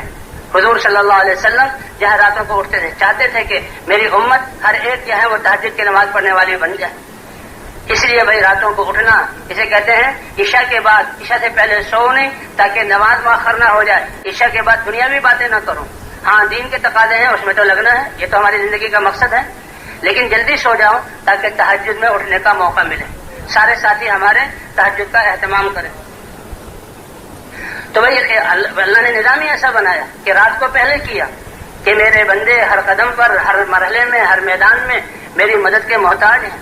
اللہ کی مدد ساتھ ہو جائے تو پھر کوئی کام بگڑ نہیں سکتا. اس لیے اور پھر اللہ کے راستے میں نکلنے والے ان کی تو حاجت ہے اللہ ہمیں کمال درجے کی ہدایت مل جائے, اس محنت کے لیے قبولیت مل جائے. اے اللہ امت مسلمہ دین کی محنت پر آ جائے. اور ابھی تو یہ انسانیت جن کو ہم نے ابھی پوچھا ہی نہیں, اے اللہ ان کی ہدایت کا ذریعہ کیسے بن جائے. فرمائے جو ہم جس درجے پر ہیں یہ تو ہمارے ابھی ابتدائی مراحل ہیں, یہ تو ابتدائی درجات ہیں. ان کو ہم غایات نہ سمجھ لیں, سارا دور اسی پر نہ لگا دیں, بلکہ یہ تو ابتدائی چیزیں ان کو مضبوط کر کے غایات تو ہماری صحابہ والی زندگی اور صحابہ والی قربانی ہے کہ اللہ کے احکام سارے شعبوں میں زندہ ہو جائیں. جی ہاں صحابہ اور یہ مسلمان کی زندگی پاکیزہ ہو جائے اور صحابہ کی طرح کہ ہم انسانیت کو کہیں کہ دیکھو ہماری طرح ہو جاؤ, ہماری جیسی زندگی اختیار کر لو. اور صحابہ کرام کہتے ہیں ہمیں اللہ نے بھیجا ہے اور تمہارے پاس جو اللہ نے بھیجا ہے ہم اللہ کی طرف سے بھیجے ہوئے. اور حضور بھی فرماتے تھے بعثتم تمہیں بھیجا گیا ہے اور ہم تو انسانوں کے فائدے کے لیے کہ لنخرجکم من عبادت العباد الی عبادت رب العباد. سارے کائنات کے سامنے جھکنے کی ذلت اور رسوائی سے نکال کر اللہ کے سامنے جھکنے کی عزت کا تاج پہنانے کے لیے آئے ہیں. اور جب اللہ کے دین پر چلو گے, یہ کائنات اللہ کی ہے, امر اللہ کا ہے, تو اللہ دنیا میں بھی وسعت, تلواروں کے سائے کے نیچے اللہ اطمینان والی نیند اور جھونپڑوں میں اللہ تعالیٰ سعادت اور جو ہے اطمینان عطا فرمائیں گے. دعاؤں پر اور نمازوں پر اللہ کاموں کو بنائیں گے. اس لیے بھائی ہم لوگوں نے جہاں دن کی محنت کرنی ہے تو وہاں راتوں کو بھی ہم نے جو ہے دعاؤں کا اہتمام کرنا ہے. سارے ساتھی آج کل ماشاءاللہ راتیں ابھی بھی لمبی ہیں تو جو ہے راتوں کو اٹھنا, اس میں لمبے لمبے نوافل پڑھنا, نوافل پڑھ کے پھر دعا میں کم از کم آدھا گھنٹہ تو ہمارا ہر ایک کا لگے کہ ہم اللہ کے سامنے متوجہ ہوں اور اللہ سے مانگیں. اور فجر سے پہلے ہی قرآن پاک کی تلاوت. حضرت مولانا الیاس صاحب رحمۃ اللہ نے فرمایا کہ سب سے زیادہ اللہ کا قرب حاصل کرنے کا ذریعہ تہجد کے وقت میں قرآن کو ہاتھ میں لے کر پڑھنا. ہاتھوں میں قرآن سنبھالا ہوا ہے, آنکھوں سے قرآن کے نقوش کو دیکھ رہے ہیں, زبان سے اللہ کے کلام کو دہرا رہے ہیں, اور اگر کسی کو تکلیف نہ ہو تو کانوں میں اللہ کے کلام کی آواز. اسی طرح ہم جو ہے وہ تسبیحات کا اہتمام کریں. 3 تسبیح ذکر یہ بھی ضروری, اللہ کے راستے میں نکل کر اس کا اہتمام کیا جائے. اتنا ذکر کہ 24 گھنٹے کبھی ہم اللہ کی یاد سے غافل ہی نہ ہوں. جیسے ایک غلام ایک نوکر اپنے بڑے کے سامنے دیکھتا ہے, وہ مجھے دیکھ رہا ہے, میں تو اس کا نوکر ہوں, میری یہ ذمہ داری ہے. اللہ ہمیں یہ ہر وقت احساس عطا فرما دے کہ ہم اللہ کے بندے ہیں, اللہ ہمیں دیکھ رہے ہیں اور اللہ ہماری بات کو سن رہے ہیں. اس کے لیے 3 تسبیحات, تو 3 صبح اور 3 شام. تیسرا کلمہ باوضو ہو کر اور قبلے کی طرف رخ کر کے, اور جو اللہ کو یاد کریں. ہم اللہ سے ہم کلام ہیں تو سبحان اللہ الحمدللہ اس کی عظمت اور معنی کا استحضار کرتے ہوئے اطمینان کے ساتھ. اور بھی حضرت محمد صلی اللہ علیہ وسلم پر درود 100 مرتبہ. ایک صحابی نے کہا یا رسول اللہ میں کتنا وقت دوں آپ کے درود کے لیے, کیا جہاں 4تھائی حصہ دے دوں؟ آپ نے فرمایا بہت اچھا, اگر زیادہ کر دو یا رسول اللہ پھر تو میں 1/3 حصہ دے دوں گا. آپ نے فرمایا اگر اور زیادہ کر دو یا رسول اللہ پھر آدھا آدھا ہو جائے. کہا بہت اچھا, لیکن اگر اور زیادہ کر دو تو پھر ہر وقت میں آپ پر درود پڑھتا رہوں گا. تو حضور صلی اللہ علیہ وسلم نے فرمایا پھر تمہاری ہر مشکل کی اللہ کی طرف سے کفایت کی جائے گی. اور بھائی استغفار, اللہ کتنے مہربان ہیں. لوگوں کی نافرمانی کی جائے تو بڑی مشکل سے معاف کرتے ہیں, معاف بھی کرتے ہیں تو بھولتے نہیں ہیں. اور اللہ فرماتے ہیں کہ تم استغفار کرو میں تمہارے گناہوں کو بخش دوں گا. اور اللہ کہتے ہیں تم استغفار کرو اللہ رحمت کی بارشیں برسائے گا, اپنے خزانوں کے دہانے مال اور اولاد کے ذریعے سے کھول دے گا, اور تمہاری سب جہاں بنجر زمینوں کو اللہ سرسبز اور شاداب کرے گا, اور تمہارے لیے دریاؤں کو اللہ تعالیٰ چالو کر دیں گے. اس لیے 3 تسبیحات. اور بھائی حضور صلی اللہ علیہ وسلم کی دعائیں مسنون دعائیں، کوئی عمل ایسا نہیں جس میں حضور صلی اللہ علیہ وسلم نے دعا نہ بتلائی ہو. اور ان دعاؤں میں اللہ سے مانگنا بھی ہے اور ان دعاؤں میں اللہ کا شکر ادا کرنا بھی ہے. انسان صبح اٹھتا ہے تو سب سے پہلے الحمدللہ الذی احیانا بعد ما اماتنا والیہ النشور. یہ نیند جو موت کی ہم جنس ہے، سوتے ہوئے انسان کو کوئی پتہ ہی نہیں. فرمایا اللہ تمام تعریفیں اللہ کے لیے ہے جس نے اس موت سے ہمیں زندگی عطا فرمائی اور پھر یہ میدان عطا کر دیے. وَإِلَيْهِ النُّشُورُ، اور اللہ کی طرف لوٹنا ہے. کہ جس اللہ کے اس کائنات میں جب عمل کے مکلف ہیں اتنی مہربانیاں اور نعمتیں ہیں، جب ایمان اور اعمال کے ساتھ اللہ کی طرف لوٹیں گے تو اللہ کتنے انعامات عطا فرمائیں گے. کوئی عمل ایسا نہیں جس میں حضور صلی اللہ علیہ وسلم نے دعا نہ بتلائی ہو. وضو کرنے بیٹھو تو دعا، وضو کے بعد پھر دعا. کہ حضور صلی اللہ علیہ وسلم نے فرمایا کہ جو ہے حضور صلی اللہ علیہ وسلم بیان فرما رہے تھے. ایک صحابی آئے تو کہہ رہے تھے جو اچھی طرح وضو کر کے 2 رکعت نفل نماز پڑھ لے اللہ کے لیے جنت اس کے لیے واجب ہو گئی. وہ کہنے لگے واہ واہ، حضور صلی اللہ علیہ وسلم نے کیا فضیلت والی حدیث بیان کی. حضرت عمر کہنے لگے معلوم ہوتا ہے تم ابھی باہر سے آئے ہو، تم نے پہلی بات نہیں سنی. کہاں میں ابھی باہر سے آیا ہوں کہ اس سے پہلے حضور صلی اللہ علیہ وسلم نے فرمایا کہ جو آدمی اچھی طرح وضو کرے اور وضو کر کے اشہدو ان لا الہ الا اللہ واشہدو ان محمدا عبدہ ورسولہ پڑھ لے تو جنت کے 8 دروازے اس کے لیے کھل جائیں گے، جس دروازے میں سے چاہے داخل ہو جائے. تو یہ جو ہے جاگنے کی دعا، وضو کرنے کے بعد کی دعا، پھر یہ نماز ہے، پھر اذان فجر کی اذانیں شروع ہوں تو اس اذان کے سننے کی دعا. اللہم ھذا اقبال نہارک و ادبار لیلک و اصوات دعاتک. پھر اذان کا جواب.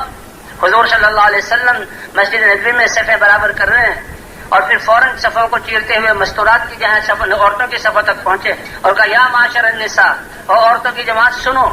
یہ بلال حبشی جب اذان دے تو اذان کو سنا کرو اور اذان کو سن کر اذان والے کلمات کہا کرو، اس کا جواب دیا کرو. کیوں؟ اس لیے کہ اذان کے کلمات تم کہو گی، کلمے میں سے ہر لفظ اور ہر لفظ میں سے ایک ایک حرف پر اللہ تعالیٰ تمہیں 7 لاکھ نیکی عطا فرمائیں گے. آخرت کی تیاری کرنی، 7 لاکھ نیکی ہے. حضرت عمر رضی اللہ تعالیٰ ساتھ یا رسول اللہ، عورتوں کے لیے جب فضائل ہیں تو ہم مردوں کے لیے بھی فضائل ہیں. فرمایا کہ ہاں، مردوں کو اللہ تعالیٰ عورتوں کو جو اجر دے رہے ہیں اس کا دگنا عطا فرمائیں گے، یعنی ایک ایک حرف پر اللہ 20 لاکھ نیکی عطا فرمائیں گے. اور وہ پھر نماز ہے اور پھر صبح کی دعائیں ہیں. کون سا وہ عمل ہے جس میں اللہ کے رسول نے اپنا ذکر نہ بتلایا ہو اور دعائیں نہ بتلائی ہوں. یہ اللہ کا شکر ادا ہو گیا کہ انسان کے جسم میں 360 جوڑ ہیں اور جب وہ صبح کرتا ہے پلک بھی جھبک رہی ہے، گردن بھی ہل رہی ہے اور ہاتھ بھی جو ہے انگلیاں پورے مڑ رہے ہیں، کوہنی اور گونڈے بھی ٹھیک ہیں، کمر بھی ٹھیک ہے اور کولے اور گھٹنے اور پاؤں کی انگلیاں بھی ایڑیاں بھی ٹھیک ہیں. فرمایا ہر چیز کوئی خراب ہو جائے ڈاکٹروں کے پاس جاؤ، پھر دیکھو کیا ہوتا ہے، کتنے ٹیسٹ، کتنی دوائیاں، کتنا علاج. اور فرمایا اللہ جو ہے تمہیں سارے آداب سلامتی کے ساتھ، تو اس کا صدقہ واجب ہے. صحابہ کرام نے عرض کیا یا رسول اللہ اتنے زیادہ صدقات، یعنی مال کے ذریعے صدقہ دینا کیسے کر سکتے ہیں؟ فرمایا مسلمان کا سبحان اللہ کہنا صدقہ ہے، الحمدللہ کہنا صدقہ ہے، اللہ اکبر کہنا صدقہ ہے. اور اگر 2 رکعت نفل پڑھ لے تو یہ سارے صدقات سے کفایت کر جائے گا. تو بھائی اگر ہم ان دعاؤں کا اہتمام کریں، گھر سے باہر نکلیں تو اس کی دعا، چاند کو دیکھیں تو اس کی دعا، کھانے پر بیٹھیں تو اس کی دعا، اللہ کے رسول کے زبان مبارک سے اور اللہ کی تعلیم دی ہوئی کہ انسان کی زندگی جو ہے کتنی پاکیزہ بن جائے گی. اور ان دعاؤں کے ذریعے اللہ کا نام لے کر کھائیں تو جس اللہ کے نام سے اللہ کے ہاں وہ مسلمان جیسے اللہ اللہ کرتا ہے اس کی قدر ایسی ہے کہ اگر وہ دنیا میں باقی ہے تو قیامت قائم نہیں ہوگی. اللہ کے رسول صلی اللہ علیہ وسلم نے فرمایا لا تقوم الساعة حتى يقال اللہ اللہ فی الارض. ایک مسلمان بھی اللہ اللہ کہے گا تو قیامت قائم نہیں ہو سکتی. یعنی اللہ کے ہاں اس اللہ اللہ کہنے والے کی مسلمان کی قدر اس کتنی ہے کہ اس کی اس بولوں پر اللہ عرش کے فرشتے، مقرب فرشتے، 7 آسمان اور سارے فرشتوں کا نظام اور یہ جو ہے فضاؤں کے سارا نظام اور زمین اور انسانوں اور بادشاہوں اور جو ہے سارے انسانوں کا نظام اس کے اللہ کہنے پر اللہ جو ہے قائم رکھیں گے. جس دن وہ ختم ہو گئے پھر اللہ کائنات کو جو ہے فنا کر دیں گے. اس لیے بھائی ان دعاؤں کا اہتمام، کوئی عمل ایسا نہیں. شیشہ دیکھو تو اس کی دعا، بیت الخلاء میں جانا تو کتنا ہمارا وقت جو ہے وہ دعاؤں میں گزرے گا. اس کے لیے بھائی ہماری 24 گھنٹے والی زندگی اللہ کے احکام اور طاعت والی ہو جائے. اسی کے لیے اللہ کے راستے میں نکلنا، ان اعمال کا اہتمام کرنا، اور اللہ نے ہمیں حضرت محمد صلی اللہ علیہ وسلم والی یہ محنت عطا فرمائی، اسی وجہ سے اس کو خیر امت کہا گیا. اور اس محنت کو سب سے بڑی محنت ومن احسن قولا ممن دعا الی اللہ وعمل صالحا وقال اننی من المسلمین، کہ کون ہے اس سے اچھی آواز والا کہ جو اللہ کی طرف بلاتا ہو. تو اللہ کی طرف بلانا یہ تو حضرات انبیاء کرام کی ذمہ داری تھی. انبیاء کرام اس پیغام کو لے کر جاتے تھے، ان کی دعوت سے لوگوں کی زندگی بنتی تھی. حضرت محمد صلی اللہ علیہ وسلم کے ختم نبوت کی وجہ سے اللہ نے یہ کام امت کو عطا فرمایا، صحابہ نے اس کا حق ادا کیا. صدیوں یہ محنت امت چھوڑ چکی تھی، بھول چکی تھی، بھولنے کو بھی بھول گئی تھی. آج اللہ نے وہ محنت عطا فرمائی ہے، اللہ اس کی قدردانی کی توفیق عطا فرمائے. تو بھئی یہ بہت بڑی نعمت ہے. نعمت کے شکر ادا کرنے پر اللہ نعمت کو زیادہ کرتے ہیں. اللہ نعمت کو زیادہ کرتے ہیں. وَإِذْ تَأَذَّنَ رَبُّكُمْ لَئِن شَكَرْتُمْ لَأَزِيدَنَّكُمْ. اور شکریہ کیا ہے کہ جو اعمال کرنے کے ہیں وہ کیے جائیں. جسے کہا گیا یا تو ہم دعوت میں لگے ہوئے ہوں، یا سیکھنے سکھانے میں لگے ہوئے ہوں، یا جو ہے فضائل کی حلقوں کی تعلیم مذاکروں میں لگے ہوئے ہوں. فضائل کی تعلیم اور عبادات کو صحیح کرنا، جی ہاں، اور نماز کو بنانے کی محنت کرنا. اسی طرح جو اخلاق، حضور صلی اللہ علیہ وسلم کیا اعمال زیادہ کرنے کے اور کچھ اعمال چھوڑنے کے ہیں کہ کسی سے سوال نہیں کرنا. اگر سوال کریں تو اللہ سے. حضور صحابہ کرام فرماتے ہیں ہم نے حضور صلی اللہ علیہ وسلم سے بیعت کی تھی کہ کسی سے سوال نہیں کریں گے، اور صحابہ کرام اس کا اتنا اہتمام کرنے والے تھے. فرمایا کہ چلتے ہوئے اگر کوڑا بھی گر گیا، اب گھوڑے پر سوار ہیں، گھوڑے کو روکنا، گھوڑے پر سے اترنا، کوڑے کو لینا یہ بڑا کام ہے. اور کوئی گزر رہا ہے، او بھائی یہ کوڑا پکڑا دو، اس میں کیا ہے؟ لیکن ہم نے حضور صلی اللہ علیہ وسلم کے ہاتھ پر بیعت کی تھی کہ کسی سے ہم مانگیں گے نہیں. تو فرمایا صحابہ اتنا بھی نہیں کہتے تھے کہ کوڑا پکڑا دو، خود اتر کر کوڑا لیتے تھے. اللہ سے سوال کرنا یہ عبادت ہے، اللہ سے مانگنا یہ مطلوب ہے، اور اللہ مانگنے سے خوش ہوتے ہیں. جتنا زیادہ مانگو، انسانوں میں جو جتنا سخی بھی ہو، جو جتنا اچھا ہمدرد بھی ہو، حتیٰ کہ ماں باپ بھی ایک دن تنگ آ جائیں گے کہ تم نے تو سر میں درد کر دیا اور تمہاری کیا عادت ہے. اللہ وہ ہے جو نہ مانگنے پر ناراض ہوتے ہیں اور مانگنے پر اللہ تعالیٰ خوش ہوتے ہیں. تو اللہ سے سوال کرنا یہ عبادت ہے اور دعا ہے. لوگوں سے مانگنا یہ منع ہے. تو بھائی سوال سے اپنے آپ کو بچانا ہے، اشراف سے بچانا ہے کہ دل کی جھانک بھی لوگوں کی طرف نہ ہو، بلکہ دل کا رخ اللہ کی طرف ہو. اس لیے کہتے ہیں کہ ہم اپنی خود سارا سجہ تیاری کر کے ہم اللہ کے راستے میں لمبے وقت والے ہر چیز کو ساتھ لے کر چلیں، تاکہ کسی سے مانگنا نہ پڑے. اور بھائی اگر حاجت پیش آ جائے تو واستعینوا بالصبر والصلاۃ، پھر ہم نماز پڑھ کے مانگیں. اور جیسے کہ عرض کیا، مسلمان کی 2 رکعت نماز صفات والی ہوگی. اللہ اپنی قدرت کا اظہار وہ کریں گے کہ ساری کائنات کے بادشاہ، فوجیں، ہتھیار اور اسباب والے جس چیز کے کرنے سے عاجز ہو جائیں، اللہ مسلمان کی نماز اور دعا پر وہ کر کے دکھلا دیں گے. آسمانوں سے بارشیں ہوئیں، سمندروں کو انہوں نے پار کیا، جنگلوں میں جانوروں نے ان کی رہبری کی. جی ہاں، علاء الحضرمی کہتے تاریخ میں 4 قصے ایسے ہیں کہ صحابہ کرام اور تابعین اور مسلمان جب اللہ کا پیغام لے کر جا رہے ہیں، ایک بحرین کا سمندر سامنے آیا تو صحابہ گھبرائے نہیں، اپنے گھوڑوں کو سمندر میں ڈال دیا، اور یہ اتنا بڑا پات انہوں نے جو ہے پانی کے جو ہے موجیں مارتے ہوئے انہوں نے پار کیا. اور جب ان کی سواریاں خشکی پر اتری تو پانی کی جو ہے گیلا پن ان کے کھروں کو بھی نہیں لگا تھا. دریا دجلہ کو پار کیا، دریا فرات کو پار کیا، اور آمو دریا کو پار کیا کہ یہ چیزیں ہمارے لیے رکاوٹ بن نہیں سکتی. تو اس لیے بھائی نہ کسی سے مانگنا ہے، نہ دل میں جھانک ہو، اور وہ اسراف بھی نہیں کرنا. یہ ہماری تربیت کے لیے ہے. اللہ کے رسول نے تربیت کی. جیسے اسراف مال میں ہے کہ ضرورت سے زیادہ مال لگانا، اس کی اجازت نہیں ہے. ان اللہ لا يحب المسرفین. ایسے وقت میں بھی اسراف،